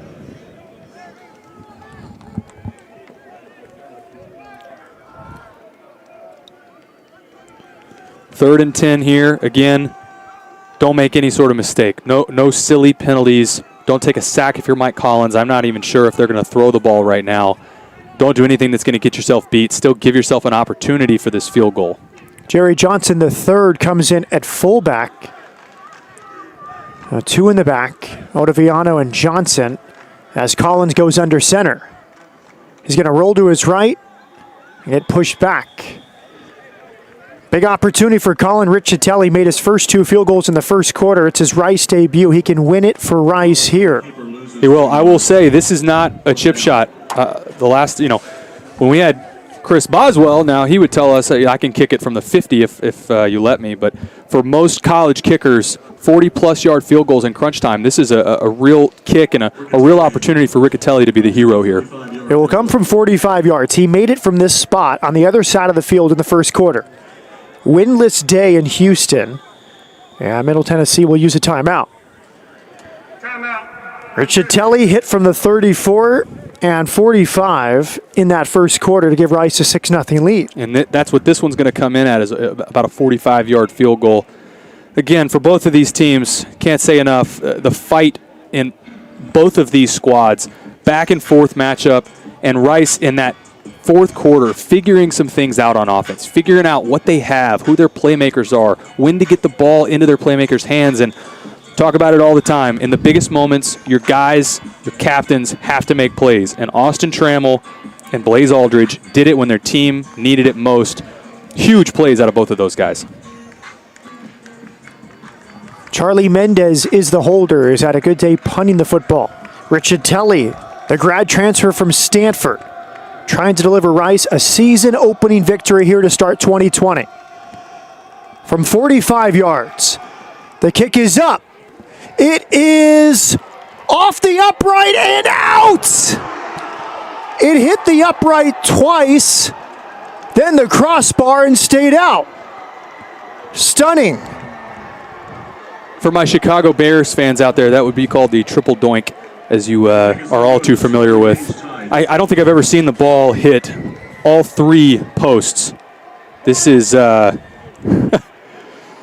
this is unbelievable. Quadruple doink, pardon me.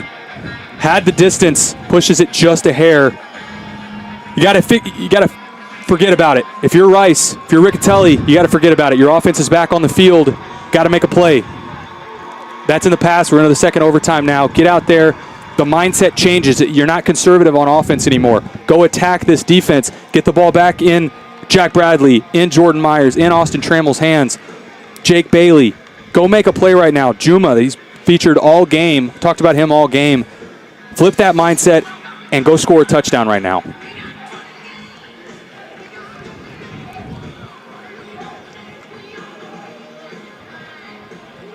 Post crossbar, post crossbar. Have never seen that before. Neither have I. So close from Riccitelli, who made his first 2. But this game has had just about it all. Second overtime now. Rice will have the ball first.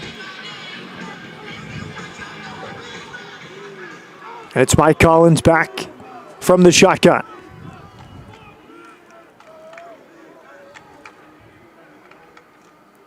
Hands it off Ottaviano up the middle. Helped push forward for about 4 yards on first down. 4-yard gain on first down. That's what we talk about, getting ahead of the chains. If you're going to feature the run on first down like Rice likes to do, you need that 4 or 5 yards. That really helps in play calling. Second and medium, that's where you want to be. You stay ahead of the chains like that, you have a lot of opportunities for success.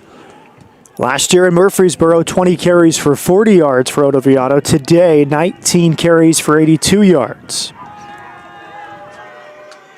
2nd and 6 from the 21 for Rice.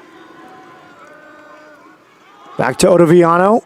spins, picks up 2. 3rd and 4 now for Rice.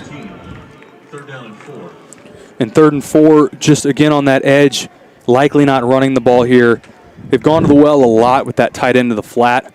What other combinations do you have? What do you like? Where can you get Trammell in space? Some sort of movement routes or keep them on the move, some sort of switch concept, especially if we see man here. Middle Tennessee loves to bring pressure in situations like this. Expect some sort of blitz here from Middle Tennessee.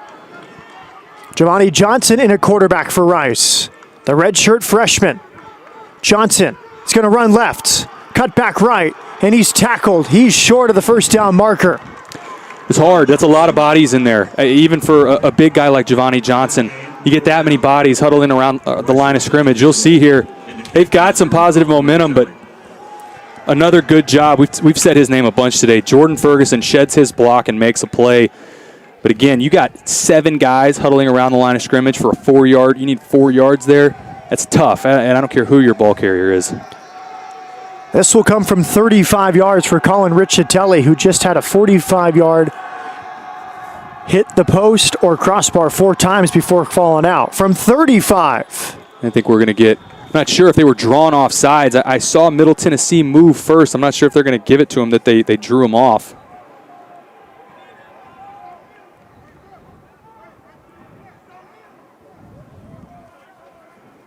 Prior to the snap, false start, number 71 offense. 5-yard penalty, still 4th down. That makes it a 40-yard field goal. So still well within Riccitelli's range, but this is we're a little longer than you'd like in pressure situations like this. Those are the mistakes early in team seasons that it's hard to overcome those consistently in a game. Clay Servin, the offensive lineman. Left tackle called for the false start. From 40 yards now for Riccitelli. The punter, Charlie Mendez, will hold.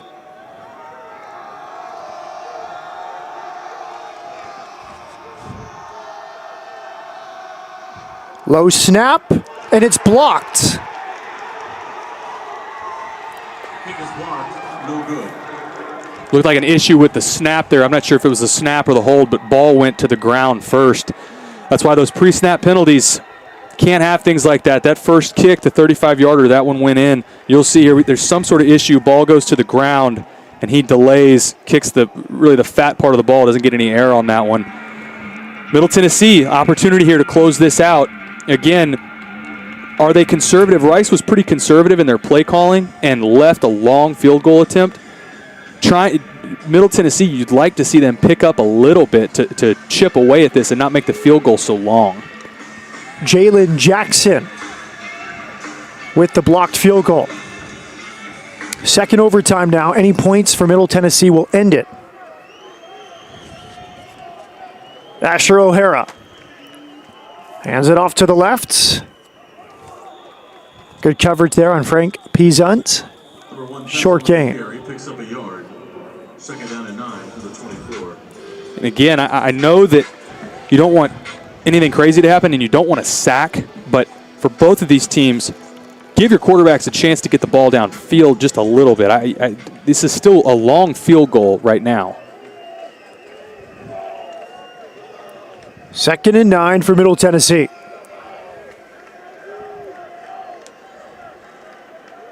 O'Hara keeps it himself, escapes a tackle, spins forward. Nice pickup. 3rd and 3 forthcoming. That was close. You're going to see here on this end zone copy, he gets tripped up a little bit right there. There's nobody else in front of him. If he keeps his feet, you can see the frustration there. He keeps his feet, I think he walks into the end zone. 3rd and 3. Here, this is a huge play for Rice. Need to force this and force them to a field goal. O'Hara from the shotgun. One wide on each side. Frank Pizunt was behind him. Now he's off to his right hip.